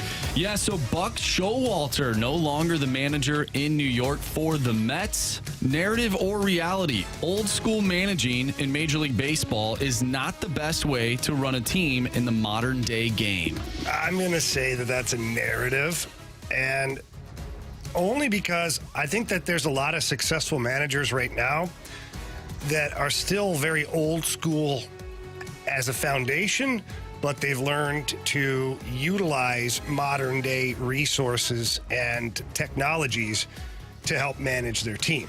I think that the best managed teams are the guys that can blend both of them together. So I think Buck Showalter and Tony La Russa, for that matter, with the White Sox, I don't think they had it in them to be managing the modern day baseball player. Doesn't mean they're not. Well, look, clearly Tony La Russa is a Hall of Famer, and we know how we feel about Tony La Russa, but we can't sit here and say he had a connection with his players this time around with the Chicago White Sox. He didn't.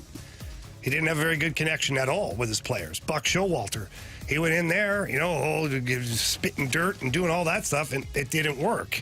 In fact, the culture with the New York Mets was terrible, apparently, over this past season. Losing will do that to you, but still, you can lose and still have your dignity, and apparently they didn't. Yeah. So I think that's a narrative. I think it's a narrative, too. It's not about spending money. It's about spending money wisely. It's not about having a certain cookie-cutter approach when it comes to hiring a manager. It's about hiring the right manager. Dusty Baker is old school. He's got Houston back in the playoffs. Oh, wow. Bruce Bochy is as old school as it gets. He's got the Texas Rangers back in the playoffs. You can't just say one size fits all when it comes to old school or new school. You've got a blend of all things. Dave Roberts is that blend that Jamie was just talking about. I think Craig Counsell's a blend that Jamie was just talking about. Snicker, same deal. There's analytics, and then there is instincts with your manager, and this is when I think managers earn their.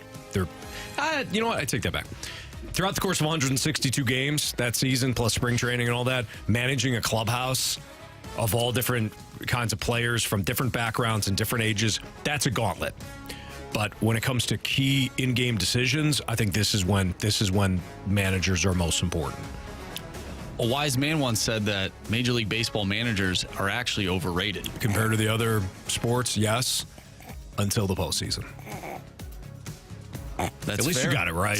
At least you got what I said right. Jamie, you have said multiple times that the Blues this season that they got some depth to their squad. We get a text from the 636. Narrative or reality, the Blues will have 2 players named All-Stars this year. Oh, that is juicy. 2 All-Star players. Wow, that's tough to get unless you're McDavid and Draisaitl. But, yeah, I could see Binnington getting an All-Star nod, and I could see Jordan Kyrou or Robert Thomas or Buchnevich getting a nod too. So yeah, I'll say that's a reality. It's in play. What do you think? Yeah. Yeah. That sounded great. Yeah. Oh, yeah, sure. Yeah, no, it's a narrative. Jordan Binnington and Jordan Kyrou. It's a reality. Yeah, reality I meant. See, you're doing what I used to do throughout the games. Yeah. I was kind of thinking of my answer. Sure you were. Yep. Reality. Anthony, you said earlier in the show that Bo Nix could surpass Caleb Williams for the Heisman. Caleb Williams right now has better numbers through the first 5 games of the season than he did last year. Wow. Narrative or reality, Caleb Williams is still the Heisman frontrunner. No, I think that's reality. Ooh. That's reality. The numbers are all there. He really hasn't been tested yet, though. That's the question with USC. USC hasn't played anybody yet. So, and you know what? Not to be fair, looking at Oregon's schedule, I think it's rather similar to USC. They've both played Colorado to this point. I think they both face Stanford now as well. Not that Stanford's good, but Oregon. I'm looking here. Oregon's got Washington coming up next weekend. They've got Washington State. This is going to be an important month for Oregon. Oregon's at Washington. They host Washington State, who's also unbeaten. Utah's going to get, Utah's a challenge just by losing on Friday night. And maybe Cam Rising's back at that point. So right now, it's reality with Caleb Williams. Neither team has really been overly tested. Guys, the Dolphins finally played a team that is currently over 500, and that would be the Buffalo Bills. They lost yesterday by a final score of 48-20. Narrative or reality, the Miami Dolphins are smoke and mirrors. That's a narrative. That's a narrative. That offense is still incredibly difficult to beat. Raheem Mostert put the ball on the ground twice yesterday. Once they lost, once they didn't. But they got outplayed. It's going to happen throughout a season. I was listening to some of the national host on Sirius talk about how Miami's been exposed. There are frauds. You do realize you're going to lose games throughout the course of a year. Going into Buffalo and getting waxed when Josh Allen outplayed your quarterback and Stephon Diggs outplayed your star receiver Tyreek Hill. It happens, but Miami's still very good.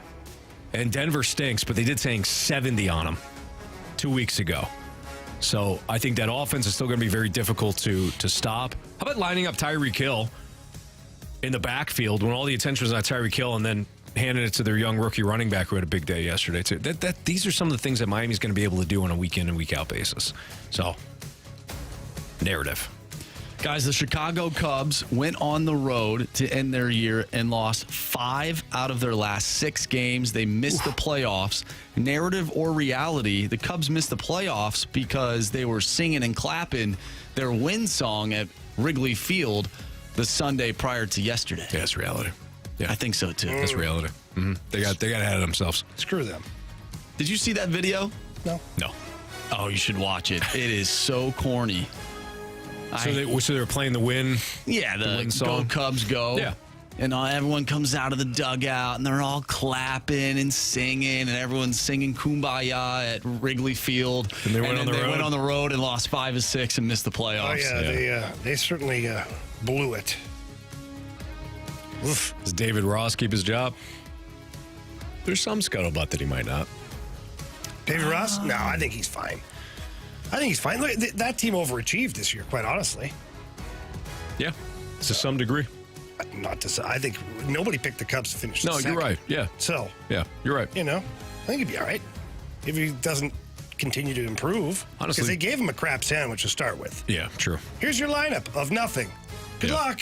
We love you, though. You're a hell of a guy when you played here. Right. So I think they've got to give him a little more runway here. If he's showing signs that the team is getting better, then you got to let him go a little bit. Mm-hmm. Last one here. We talked about it earlier in the show, but Oli Marmol said that they're going to try and weed some players out this offseason. Narrative or reality, Tyler O'Neill is still a Cardinal by next season. I think that's narrative is not necessarily the right word, but in the spirit of the game, I'll say narrative. Mm-hmm. I think that Tyler O'Neill will be one of those players that is jettisoned this offseason. I think he's one of those players that Ollie's kind of referring to when, as you mentioned, Marsh, you eat them out. Yeah, I agree. Reality. All right. Want to do Sports Six Pack next, Marsh? All right, let's do that. Sports Six Pack is next. 314-399-9646 is the Air Comfort Service text line. So if you got a sports-related question for us, we'll do our Sports Six-Pack. Don't forget, Kyle Hiebert at the top of the hour, 4 o'clock. We'll talk about City's huge accomplishment, but Kyle Hiebert at 4. Next, Sports Six-Pack.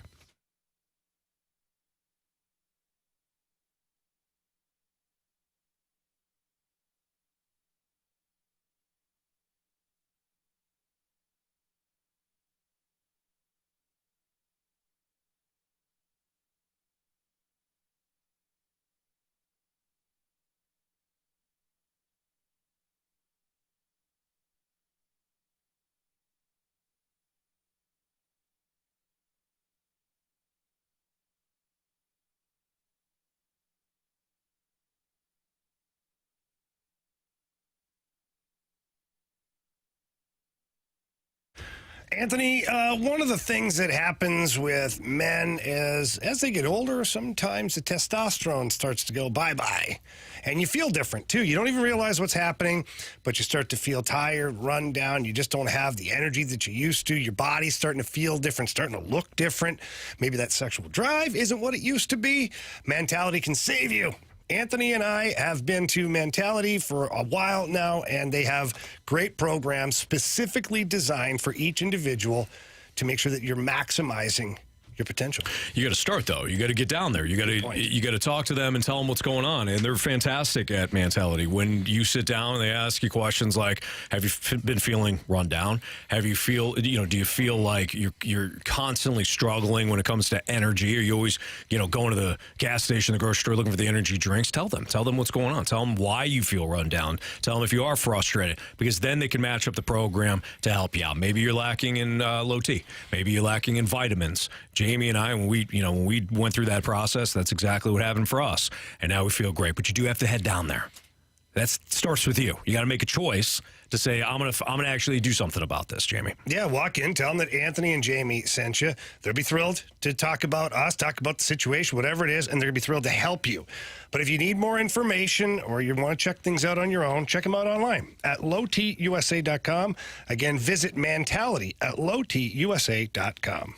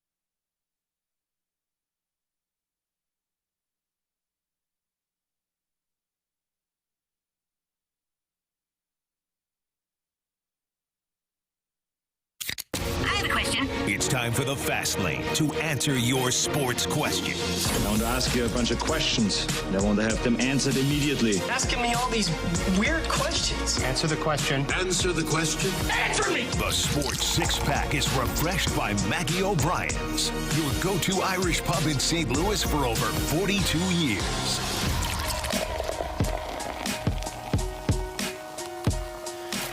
All right, Sports Six-Pack, 314-399-9646 is the Air Comfort Service tax line. If you want to hit us up on YouTube, you can at 101 ESPN STL. It's brought to you by the Air Alliance team. Marsh, what do you got for us?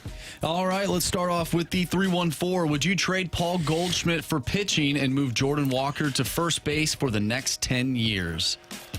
Well, is Jordan Walker a first baseman? He could be. He was a third baseman before. Sure. I think he could be. I've been trying to do this since May. June at the latest. I would say yes. I don't know about that, man. That's a tough one for me. I don't think Goldie would waive his no trade clause. That's number one. I just, in hearing the direction that the Cardinals want to go in, meaning they want to be competitive again, like next year, like Ollie's like, no, like we're talking not just playoffs, but like doing some damage. Yeah.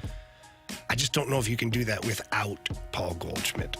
You need the pitching, there's no doubt, but I don't know if you can do it without Goldie. You definitely can't do it without the pitching. I know. I like the idea. I don't think it's possible because of that no trade clause. I don't think Goldie wants to go anywhere, which I respect. But yes, I would. Trader. He's an aging player on a 1-year deal. I don't know why you hate Goldie. I don't get Goldie. it. I want to maximize Goldie's Is it because value. he's almost the perfect individual and that makes you angry? No. When you put him side by side with you, you just see the differences and you're like, I hate this guy. Okay, Jamie, if that was the case, if I hated him for that, I'd have to hate everybody.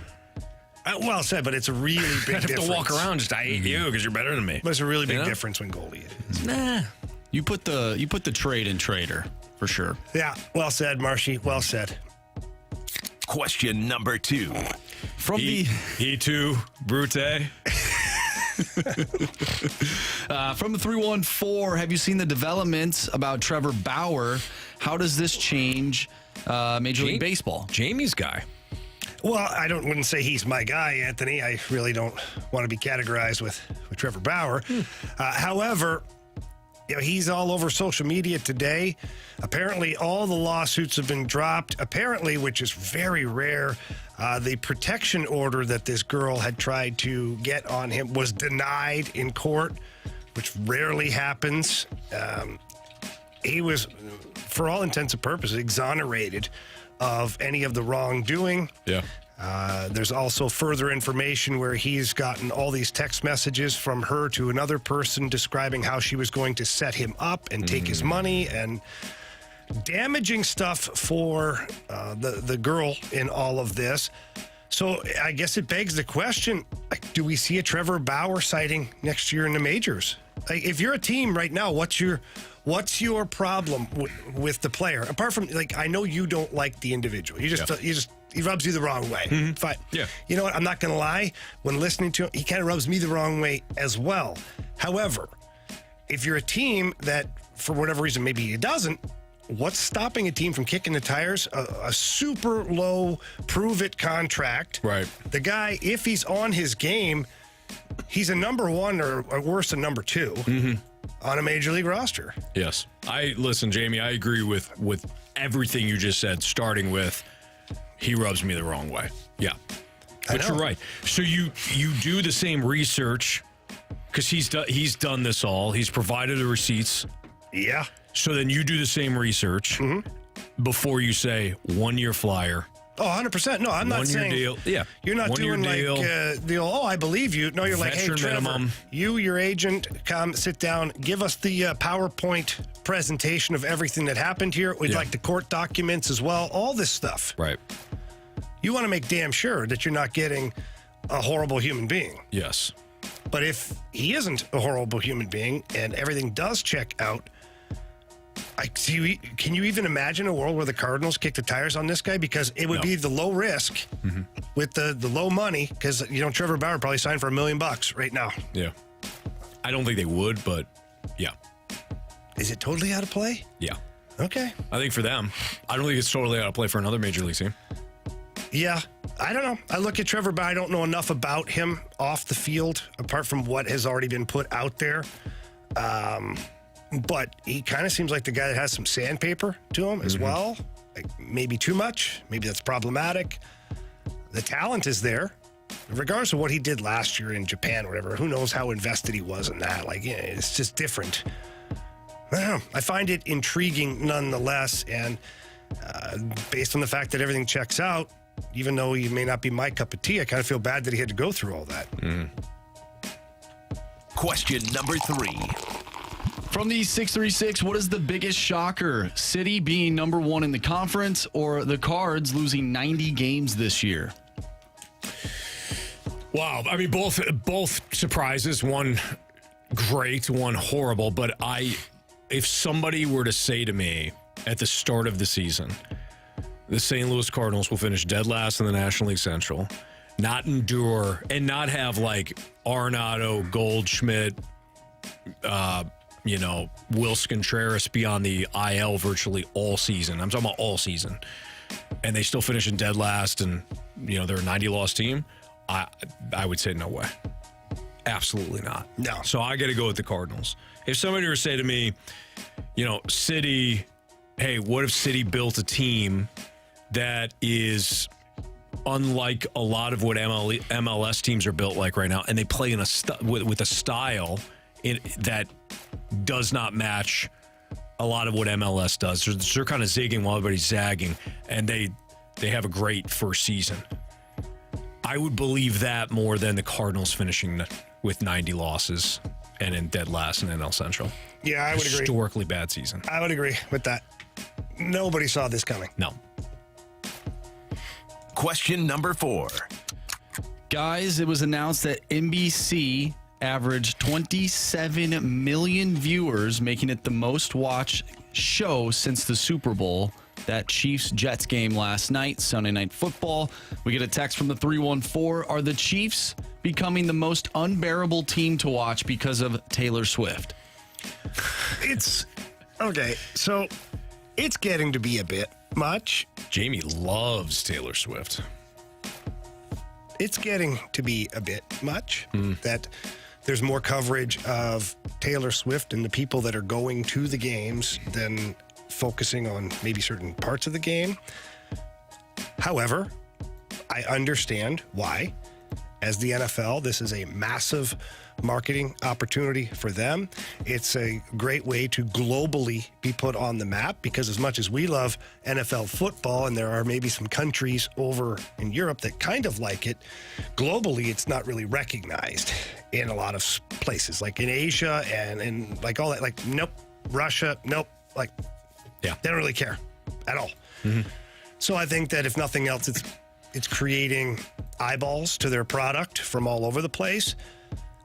I would hope that in the coming weeks that it kind of dies down a little bit. Just, okay, Taylor Swift's in the building. Like, okay, great. There are a lot of guys that have famous spouses, and they get some attention, and then it kind of goes away. Yeah. Does it go away with Taylor Swift? I don't know. Does it ever become normal? I don't know. I can't. It's a bit much. I can't say it is a bit much, but I can't say that I have found them annoying. Not yet. Like watching, yeah, it might happen. Like watching them last night and a couple of cutaways to Taylor Swift, I was not annoyed. I enjoy watching Patrick Mahomes play. Now, it was a little sloppy last night, but I enjoy watching him. I'll tell you the other guy I really like, too. I'd much rather them, fading away to Taylor Swift than like Jackson Mahomes. Yes, good call. Now that, you're right. They've gotten more likable. Yeah. With the off-field stuff. Yeah, if Jackson Mahomes is up in that suite one week and doing TikToks with Taylor Swift, I think we're done here. Good call. Good call on that. Yeah.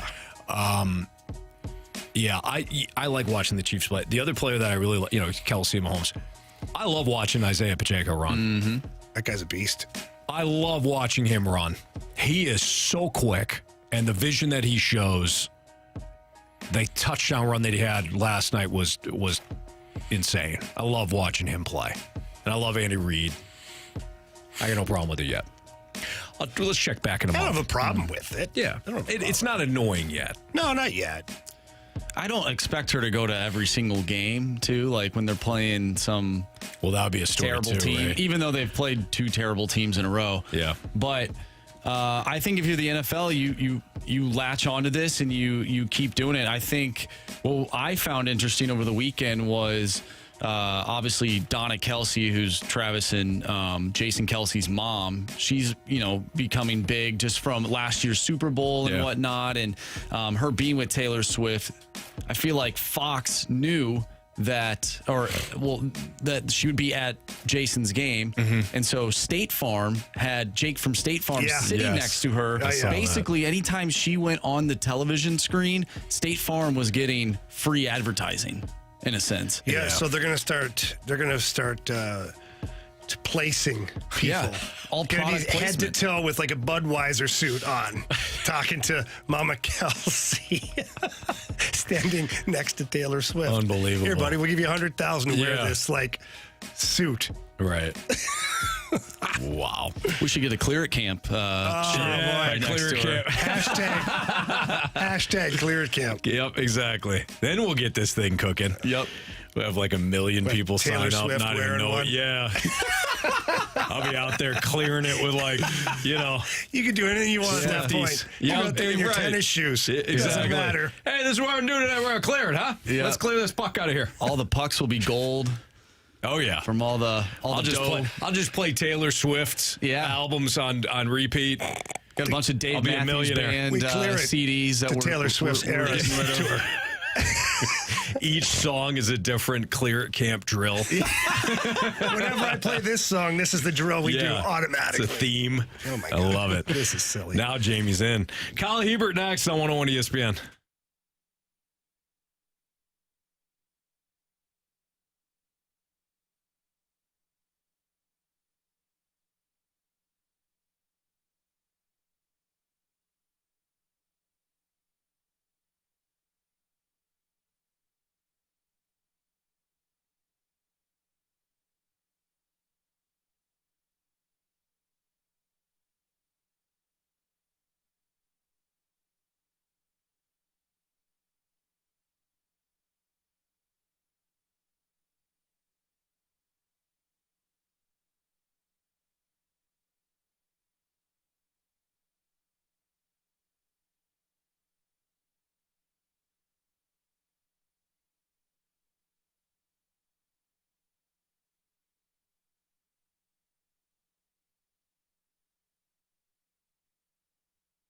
I had somebody ask me over the weekend about, hey, you guys, Stewie, can close people very quickly, right? Why does that make a difference? And I go, we'll have Stewie on to explain. Jamie Rivers, Anthony Stalter. Stewie, quick closes. We know that you could do them, but why does it make a difference?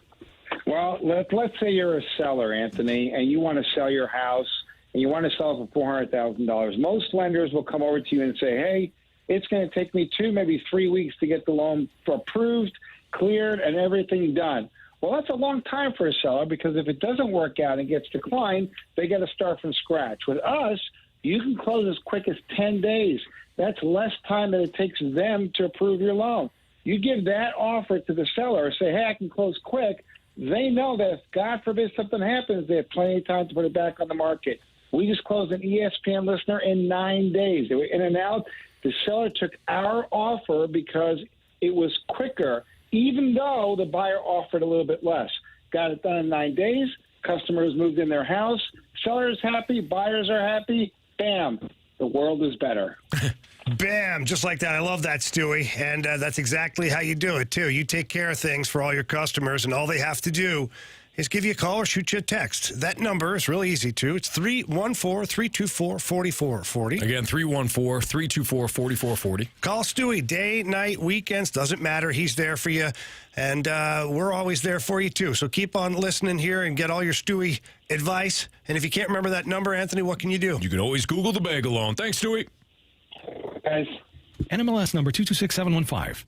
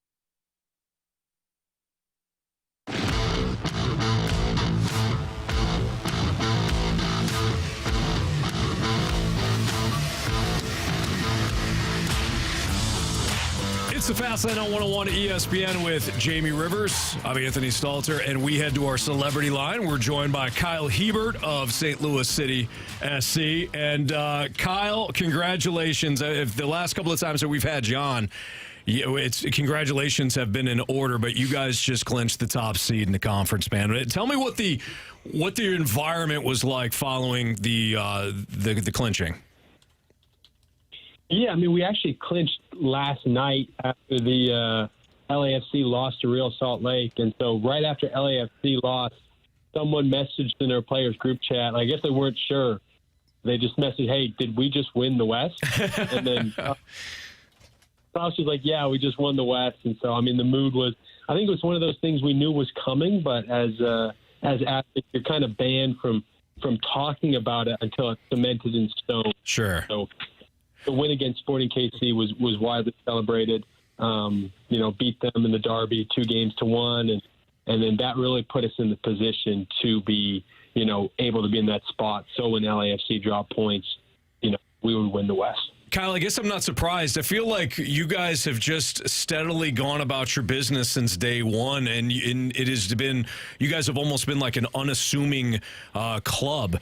But when it comes to the style of play, did you guys feel as though the more games that you played, that your style was going to set you guys up to potentially win this conference? Did you feel that way?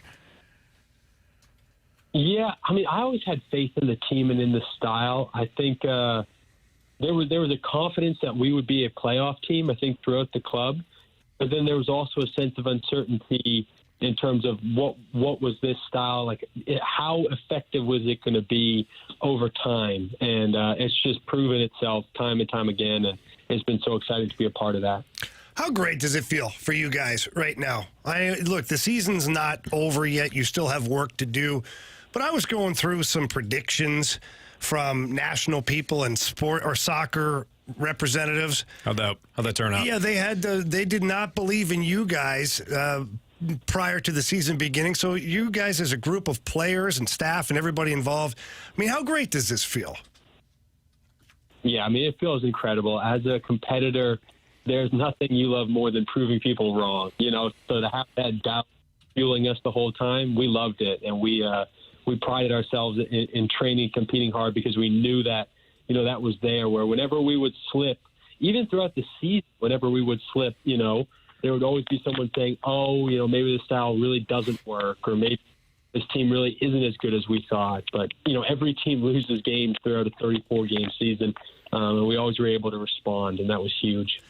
So what is Bradley Carnell's words of advice right now? Because you guys, having the West locked up, you still have games remaining. You still have lots of training to be done as well as a group. What's kind of the strategy or the message coming from the coaching staff right now? Yeah, I mean, he hit us with something that he had said earlier in the year. He said, look, no one believes in us. They all think we're going to be last. Play free, be free. There's no expectations on us. And then once we had all those wins in the bag, we were top of the West for a good portion of the year. He's saying just play and be free, enjoy your football, enjoy the style. And now with the last couple of games, we want to, be competing in those games. We want to be competing in training, because we know we've got bigger goals in mind, but there's also a sense of freedom coming with, we've locked up the West. We took care of that with 2 games in hand. How challenging is it as a group, Kyle, to not look too far ahead? Because you guys having the Western Conference wrapped up, you still have a couple of games, and, you don't want bad habits leaking in. You don't want poor effort in training. So how hard is that right now as a group to stay focused? Yeah, I think we've got a really good group for that. That starts internally, and that internal competition in training. And so that's something where I know a lot of guys are attuned to, who have played at a high level, that, they really don't let, any type of complacency start to creep in. And that's really our trainings and, those standards. That's what drives us in the games. Kyle Hiebert joining us from St. Louis City SC. Kyle, without giving away any trade, secrets here, what is the thing that you feel as though gives opponents the most issues, the most trouble when it comes to facing you guys? Yeah, I mean, I would say just the ability, with a multitude of different pressing styles to take away time and space. So previously, if you had 2 seconds or 3 seconds to make a decision, now you've got that time cut in half. Or if you had, 5 yards or 10 yards of separation, when you find the ball to turn and make a pass, now you've only got 2 or 3. And so that's something where you're just minimizing the opponent's time and you're minimizing their space. And that's forcing, teams to really be sharp if they want to play through our press. Kyle, how important is it for you guys? Look, winning the Western Conference is great. That's a massive accomplishment. Certainly everybody's proud of that. But how important is it for you guys to have that home pitch advantage now in the playoffs, all but in the MLS Cup? Yeah, I think we've talked about this so many times this year, how big our fans are for us and how really the biggest thing that I've noticed is once you score one goal and the play starts erupting, how the opponent, it feels like there's even less time and even less space. And you saw that again on Saturday night. We score one, and then we turn over a ball high up the pitch, score another, a third, a fourth. And, the game gets out of hand for Sporting KC really quick. And so we're hopeful, in those home games, can we be the team on the front foot to score first and then build off the crowd's momentum and energy and go for 2 and 3 and 4. Kyle, great stuff, man. Again, congratulations. I know more work has got to be done here, and we're looking forward to watching you guys moving forward here. This has been just a remarkable season, but again, I know it's not over with. So thanks for joining us. Okay, no, thank you very much, fellas. Take care. That's Kyle Hiebert here in the Fast Lane on 101 ESPN. Again, we talked about it earlier. It is remarkable. It's absolutely, it's unprecedented is the words you use, and you're absolutely right. At what point does City SC start to give us credit? Like the Fast Lane. Wow, that's okay. So I think some people may be wondering in what way. Yeah, well, just anyway. Why. Well, I know why. I have a good one. Yeah. Anthony specifically told Kyle to go into that locker room and say, the quicker you score, the better you're going to be. Yeah. And I told him that in April? That was a while ago. Well, you told him to bring that to Bradley Carnell. Yeah. I did, yeah. And, knowing Kyle, he absolutely did. Yeah. Oh, he absolutely did it for sure. I like to vision, first of all, Marsh, great point. I like to vision Kyle in that moment as Bradley Carnell is breaking down like a play or a formation or hey, this is the game plan this week. Kyle putting his hand up, but not even waiting for coach to look at him, but him standing up and saying, hey, got a little nugget. When we score first, we win. And then just sitting back down, and then there is a hush over the locker room until it's like wow. Until it's probably in my vision, it's probably Roman Berkey. Yeah, visions are great. Oh, you think he's the first one? Yeah.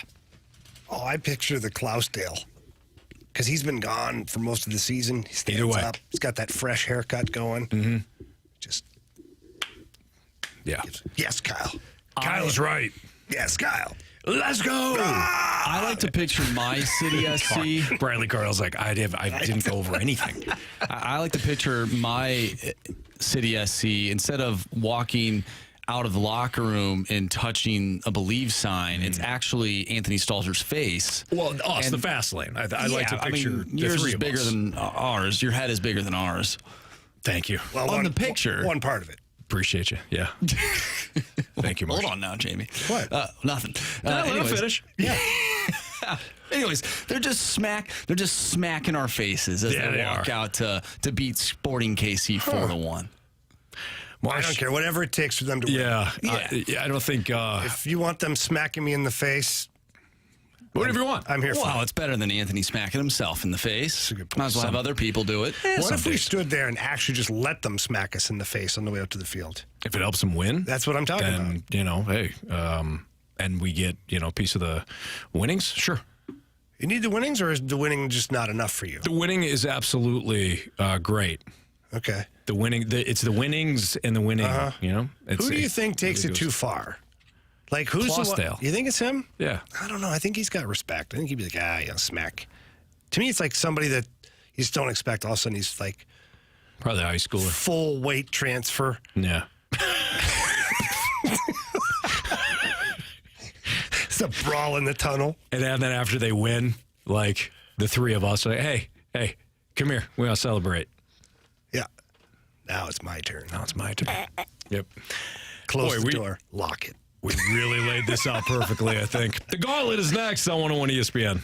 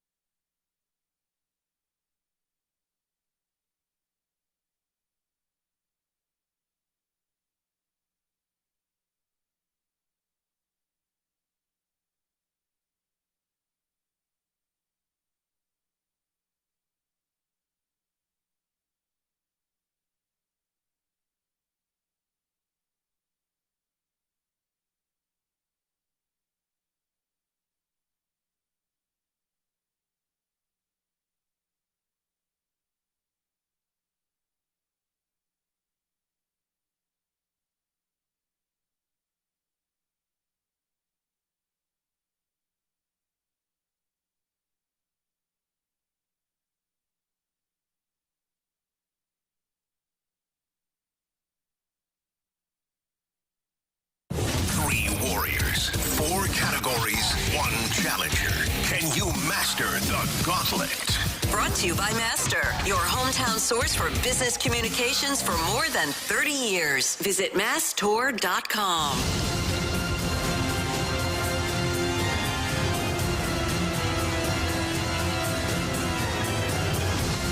Time for the Gauntlet in the Fast Lane on 101 ESPN. Jamie Rivers, Andrew Marsh, and we welcome in Mike. What's up, Mike? Hey, I want to thank you for getting me out of cleaning the garage at least for 15 minutes. Yeah, no problem, Mike. Your secret is safe with us, buddy. No problem. Is this your first time in the Gauntlet, or have you been here before? I took on Randy Megamind and lost by 1, but long-time listener, but this is my first Gauntlet. Well, we appreciate you listening, and we appreciate you playing today. Jamie, did you want to say something? Thanks. No, I was just going to say, I was going to ask Mike, what's the one thing about cleaning the garage that he hates the most? Because we all have one thing that's like, taking everything out and putting it all back in. Yeah. You have to do the blowing thing. So, blowing, well, never mind. I got to stop myself there. Yeah. You're all right, buddy. I almost walked off the plank before I lost it. I'm going to be confident. I'll win it. There you go. I always hate when, like, you've got everything nice and organized, and then you look and you still have, like, most of your driveway is still stuff, and you're like, where am I going to put this? Exactly. This is not easier taken out than put back in. That's right. All right, Mike, would you like to take on Andrew Marsh, Jamie Rivers, or me today? I think I'm going to go with Andrew since he got me off the hook, at least for 15 minutes. All right, there you go, Marshy. All right, let's do it, Nice. He said Andrew. I'm almost like, who's Andrew? Andrew Marsh. That's right, Marshy. Okay, go ahead and tell Marsh to spin that wheel. Hey, Marshy, spin that wheel. What are we hoping for, Mike? Oh, I would like, I guess, hockey, and everything else is a crapshoot. Okay. Wow, so... Now I'll get smoked at hockey. You're a big hockey guy, huh, Mike? Yeah, I've been following since 1968. Red Barrington 6 goals in 1 game, November 7th, 1968, I believe. Oh! I love it. Well, guess what, Mike? You got hockey, my friend. Holy cow. Yep, you... Very few times. Now I'm gonna embarrass myself if I blow it. No, you're not. Now, I will say this. Marshy is a formidable opponent in hockey, so this could be a heavyweight tilt. Oh, if I get one, I'll be happy, but let's go. You'll do great. All right, here we go, Mike. Question number 1. Last season, the Blues acquired Zach Dean in a trade with which team? The Blues acquired Zach Dean last season in a trade with which team? I need the options, please. Toronto Maple Leafs, Vegas Golden Knights, New York Rangers. I'm going to say the Leafs. Final answer? Yep. Final answer. All right, Mike, question number 2. In 2007, the Blues drafted David Perron in which round of the NHL draft? I want to guess. I need the options just to make sure. Thanks. Was it the first round, second round, or third round? I was thinking another number. Oh, I'm really nervous after these. I'll say the third round. I was leaning towards the high end. Third final answer. Thank you. Question number 3. After his first 6 seasons with the Blues, David Perron played on which team for 2 seasons? After his first 6 seasons with the Blues, David Perron played on which team for 2 seasons? Options. Pittsburgh Penguins, Edmonton Oilers, Anaheim Ducks. Penguins. Final answer. All right, Mike, last question. Question number 4. When the Blues acquired Ryan O'Reilly from Buffalo, they traded Tage Thompson, Patrick Berglund, and who else to the Buffalo Sabres? Holy cow, you guys are smoking me. I need the options, please. All right. Was it Yori Laterra, Vladimir Sobotka, or Ryan Reeves? Sobotka. Final answer? Yes, final answer. All right. All right, we'll welcome in Andrew Marsh. We got to Mike. wave him in. He's not in here yet, Anthony. Yeah, welcome, wave. Well, you welcome him when he comes through the door. Okay. So now we welcome Andrew back into the studio. Kind of nitpicking me a little bit, but that's fine. You're keeping me on my toes. I'm feeling like I'm making you better. That's all. I appreciate that, Jamie. You're welcome. Yeah, you do that a lot. Well, so do you. All right, Marsh. Yes. Are you ready? I am ready. I can let you. Okay. Your category is hockey. Okay. Last season, the Blues acquired Zach Dean in a trade with which team? The Vegas Golden Knights. Final answer. Okay, question 2. In 2007, the Blues drafted David Perron in which round of the NHL draft?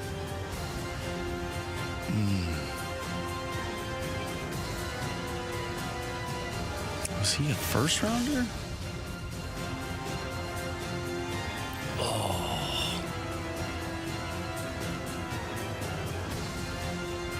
I think maybe he was a second round pick. Let's go second round. Final answer. Question 3. After his first 6 seasons with the Blues, David Perron played on which team for 2 seasons? All right, so he played on Pittsburgh, he played on Edmonton, he played on Anaheim. I think it was Anaheim. But which team did he go to right after? So it was right after his first stint? Yes. I believe it was Edmonton, so I'll go with the Oilers. Final answer. Final question of the day. When the Blues acquired Ryan O'Reilly from Buffalo, they traded Tage Thompson, Patrick Berglund, and who else to the Sabres?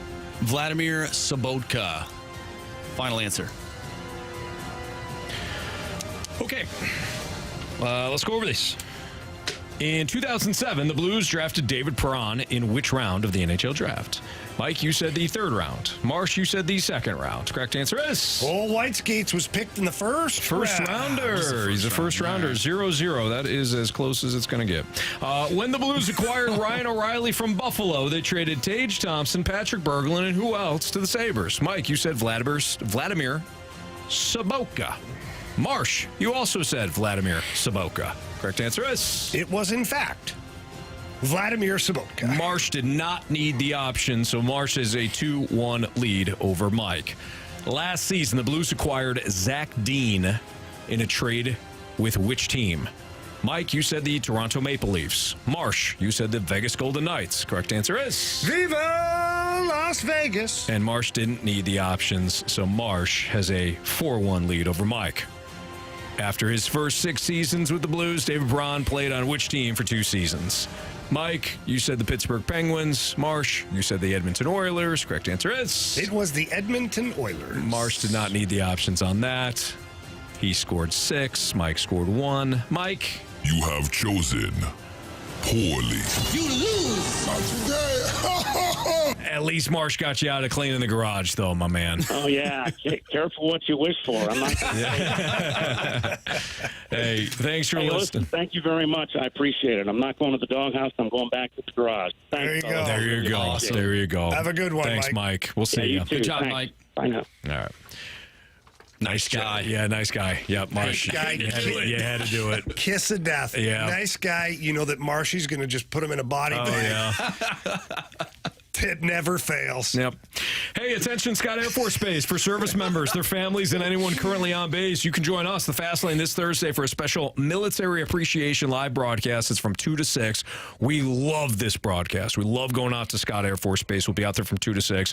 It's a special Fast Lane Military Appreciation live broadcast, again, this Thursday from 2 to 6 on base at the Exchange at Scott Air Force Base. If you've seen us out there before, usually sometimes we've been outside. Recently, I think we've been mostly inside right there at the Exchange at Scott Air Force Base. It's all brought to you by Budweiser and Air Comfort Service Heating and Cooling. So we'll be doing live broadcasts out there. Really looking forward to heading out to Scott Air Force Base on Thursday. I mentioned this in the break. We have not lost a Gauntlet since September 8th. We've been on a bit of a heater. A little bit. Remember when all those people were saying, you guys stink at the Gauntlet? Yeah. You're awful. Mm-hmm. Give up. Well, we didn't. We didn't. I mean, we may have given out 10 Gauntlet trophies. Sure. But not lately. I feel like it took us a while to get used to the 2.0 version. Yeah, for sure. And there's usually adversity first when you do something like That's that. That's right. It's a transition. I feel like we've been doing pretty good here. I agree. We are the 2021 St. Louis Cardinals. There's no doubt. Ooh, are we? Oh, yeah. I'll take that. Yeah. A run in September. Yeah. Haven't lost in who knows how long. Well, we will probably now that it's October. Did Oli Marmol win you back in 2024? Your mic drops next on 101 ESPN.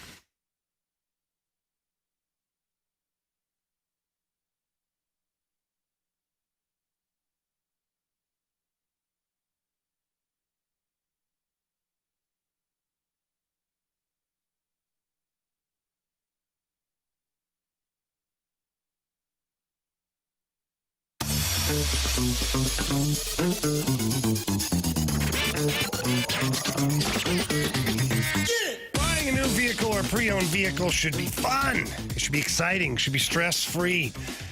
But it's not always that way. But it is at Johnny Londoff Chevrolet. They have been in the business for over 80 years. And Londoff Chevrolet, they understand that buying a car is more than a price tag. It absolutely is. Of course, you want the best price, and you're going to get that at Londoff Chevrolet, but you're also going to get the best customer service, too. And I've been a customer for over 20 years. Recently, just purchased another vehicle from Londoff Chevrolet, and the process was always the way it is. This is just great customer service. The salesman is fantastic. Johnny Londoff III helped us out, making sure all the paperwork was all correct, and just an awesome experience. And I want the same for you. So please, check out one of their locations, whatever you want, the one in Florissant, Missouri, or the new Londoff Autoplex out in St. Peters. When you walk in, tell them Jamie Rivers sent you in. Tell them that you heard about it on the Fast Lane. They love hearing all that stuff, and they're going to take great care of you. I can absolutely promise you that. So if you're looking for a new vehicle or a pre-owned vehicle, get to Londoff Chevrolet. If you can't get there in person, get there online at londoff.com or londoffautoplex.com. Are you kidding me? Johnny Londoff Chevrolet.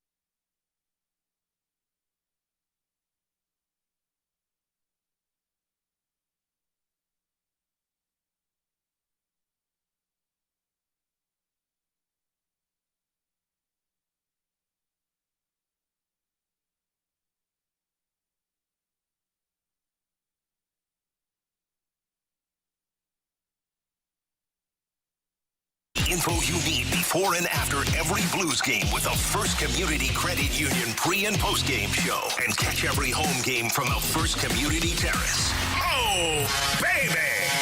Bring out the Zamboni!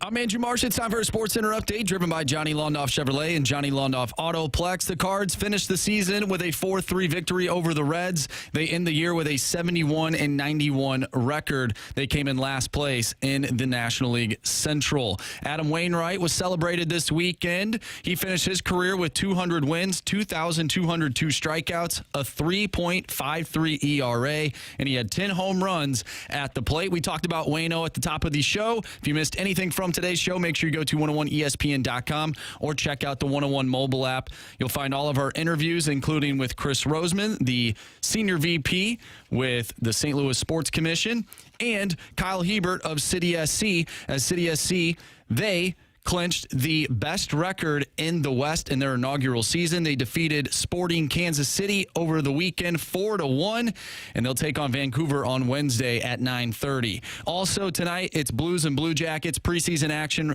coming your way right here on 101 ESPN. Pregame starts at 5 o'clock. Puck drop is at 6. I'm Andrew Marsh, and the Sports Center update is driven by Johnny Londoff. Find your roads and shop 24/7 at londoff.com and londoffautoplex.com. Are you kidding me?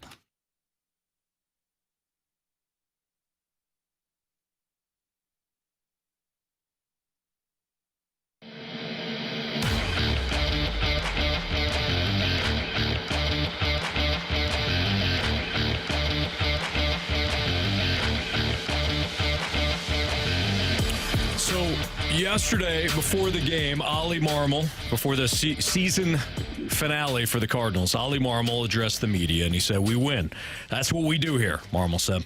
"I don't mind fans being mad. They should be. They should be extremely frustrated and pissed. You should call for my head. All of that is part of sport. You're a fan. You're fanatical about your team, and you live and die by wins and losses. When you don't win, you should be mad at me. I would hate to do this at a place where you lose and nobody cares. I want no part of that. The adrenaline of knowing there's a responsibility to carry out every day and the fans expect you to win, that is what wakes you up. Otherwise, what are we doing?" We asked for your mic drops on whether or not Oli kind of pulled you back a little bit, won you over just at the end there, just a little bit. Here's Steven. As far as Oli, yeah, those are very interesting comments, weren't they? It makes you wonder, was Mo whispering in his ear? Is Mo, throwing people under the bus, using Oli as a proxy? Is Oli going rogue like Schilt did? Well, you see how it worked out for him and Rosarena and Pham, et cetera, et cetera. So, Oli doesn't have enough cachet to step out and start barking this crap out. If you take away last year, which is looking more like an aberration every minute, without all those people here, Oli doesn't have enough steam to step out there and start calling out what sound like a good portion of his roster. All this does is it adds to the dysfunctional element that he and his pitching staff started earlier this year. So, I don't know who this guy thinks he is, but man, he better just be on point, just like Mo and the rest of them, or every single one of them can receive their pink slip at the same time. Just so sick of this bull crap. So a couple things to unpack there is, look, I think ultimately, this is who Oli Marmol is. I think that this is what he always wanted for this team, was to have a team of, wild dogs that get out there and just can't wait to play and give up everything to play every day and do everything it takes to help the team win. Mm-hmm. But unfortunately, sometimes you're handed a roster that doesn't have all of that. And so I think that was a double-edged comment from Oli there. One, kind of a warning to his team and the players of this is what the expectations are. Mm-hmm. And two, hey, front office, you better fix my problem. Yeah. Type thing. You know who we're talking about. Hey, Mo, you know who I'm talking about. You better fix my problem. Yes, I read that earlier, but I didn't read it in this part. It's winning a championship. You start by weeding those out, and what he's saying is weeding those players out. Yeah. He's got no control of the roster. So you're right, Jamie. There's a little bit of a, hey, This is one of the things that I need moving forward. I'm sure he has disclosed that behind closed doors too, but it's a little different when you do it publicly. I don't blame him for doing that. He's going into the final year of his contract. He knows everything's on the line for him too. His job is on the line next year. This was embarrassing for the front office, for the players, for him, his coaching staff. You don't want to be in this spot again. It's awful. So what steps do you need to take in order to make sure that you don't have that again? Well, one of it is let's weed out some of these players that don't buy into the culture. So I agree with you, Jamie, in that Oli is saying that to his front office too. Let's hear from Mike next. The entire year, I've neither been for nor against Oli. I think it's very difficult to determine if Oli is a good manager or not because he's handed a script, for lack of better words, each day at the, the 2 o'clock meetings. So I think given the opportunity to manage men and not just read the stats and be given the opportunity to use the stats as a tool and not the end-all be-all, that maybe he will be more successful next year and not just a robot. That's all I got. Love the show and hope for a winning year next year, and let's go Blues. Thanks, Mike. Good mic drop there. Mm-hmm. Let's see what you did there.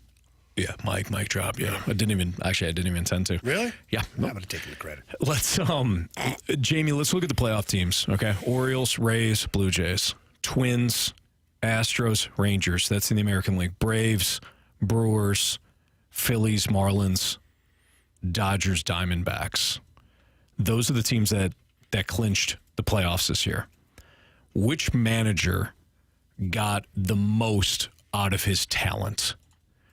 Because the Astros are loaded. The Rangers are loaded. The Braves are loaded. There's one guy that probably got the most out of his talent, and I know where you're going with this. Yep. I think there's two. Lisa's going to love it. Lisa's going to love this one, yeah. Skip Schumacher. Yep. Nobody had them as a playoff team. No. Not that I know of, anyways. I did. Did you? I did. I had them as the final wild card team. Good for you. I need receipts. He's got them. Hang on, give me a second. I know he has them, Anthony. That's the joke here. Is Marshy has the receipts on everything. He's got everything. the Marlins are one, and yes, they've got pitching, and yes, they got some sporadic talent, but he got the most out of that group. I don't think there's any question about it. The Diamondbacks, too. The Diamondbacks were the other team that I was going to highlight. What about the Orioles? See, the Orioles, I think... They were promising last year, and they had a good push at the end, but I don't know if anybody pegged them to be the best team in the American League. Nobody pegged them to be the American League, the number one seed. No, I agree with that. But a lot of people thought the Orioles are a playoff team, and it came together. Otherwise, Toronto's got a loaded roster. Houston's got a loaded roster. Texas, same thing. Atlanta, Philadelphia, same deal. Milwaukee, as we know, has got the pitching, and they always come through offensively in the regular season. We'll see about in the postseason. The Dodgers, I thought this was Dave Roberts' best job. This is the best job Dave Roberts has done. Did you see the pitchers that they had to go through just to win 100 games this year? They didn't have Walker Buehler all year. Julio Urias, before his second off-field incident that took him away from the club and they kicked him out, and good for them, he wasn't pitching great. His second half, he started to turn around, and then boom, he had another incident off the field. Yeah, he's done. But you look at that Dodgers lineup, yes, the top is loaded. When you've got Mookie Betts and Freddie Freeman and Max Muncy and Will Smith, hey, you're better than most. You get down lower than that, Chris Taylor wasn't great this year. They had Jason Hayward starting a bunch of games, James Outman, guys that kind of like just stepped up. This is the best job. 100 wins for that team this year? This is the best job I think Dave Roberts has done. Yeah, I see exactly what you're talking about. I do, but I still look at the Dodgers as a loaded roster that, you know. Again, you start off with Mookie Betts and Freddie Freeman. It's like, that's where you lose me. Not you, but just overall you lose me on, he did the best job. Really? You also have, like, really good players, a high payroll. Yeah, you're missing a few guys. You had some controversy. But I'm sure most managers would rather be in that position than to be handed the Marlins and say, hey, go get me a playoff spot. No, I completely agree. When you look at the Cardinals lineup on paper against the Dodgers lineup on paper, top to bottom, yeah, I think it's closer You may still say Dodgers because of the top guys, but it's a lot closer than you think. But Jamie, when you go to the pitching, but wait a minute. Clayton Kershaw threw 131 and 2/3 innings. He led the Dodgers in innings this year. Bobby Miller, 124 and a third. Urias, 117 and a third. Tony Gonsolin, fantastic a year ago, banged up this year, 103 innings. Michael Grove, 69 innings. Lance Lynn came over in the deal. He threw 64 for the Dodgers. They patched this thing together this season from a pitching standpoint. So if you're kind of against Ali or against hey, no credit at all, I'm not giving him a break because of the pitching, you could point to the Dodgers and say, well, Dave Roberts kind of mixed and matched and did all right. So this is a big offseason for the front office, and then obviously next year is a big season for Oli. What you missed, criticisms, compliments ahead of tonight's Blues pregame next on 101 ESPN.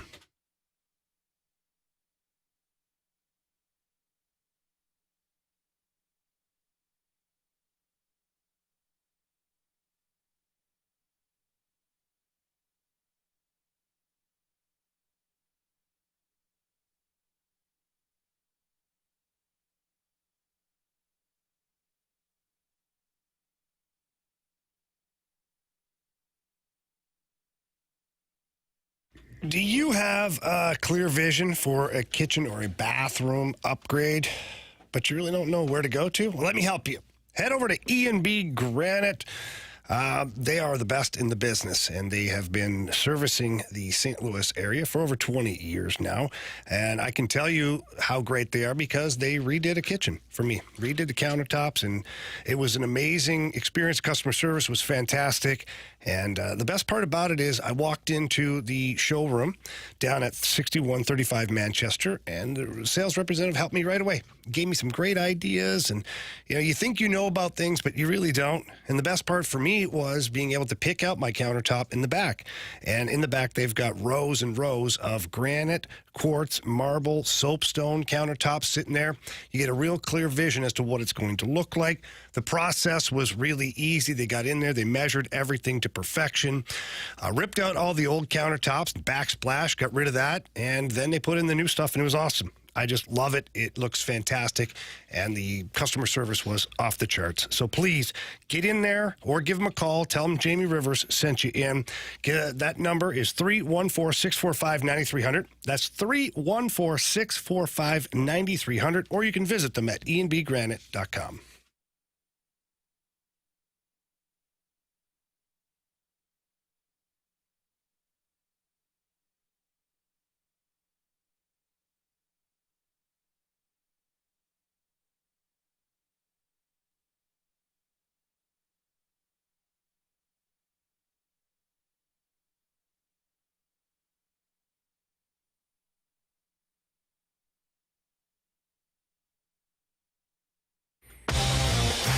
Are you in the market for replacement windows? Then please visit my friends at Window World. They are the preferred window of the St. Louis Blues and the preferred window of yours truly, Jamie Rivers. The reason is John Gillette had me visit the warehouse and showroom and everything. One, the staff is fantastic over there, great bunch of people.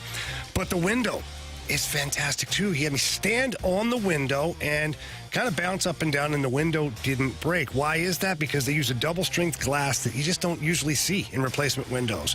And what that does is, one, it's a better product, stronger product, but two, it's a more efficient product. So saving you money on your heating or your cooling, depending on what season it is. So please get over there and visit them. Tell them that Jamie Rivers sent you in there. And also ask them about the 18 months, same as cash financing with approved credit. They're going to be more than happy to help you out.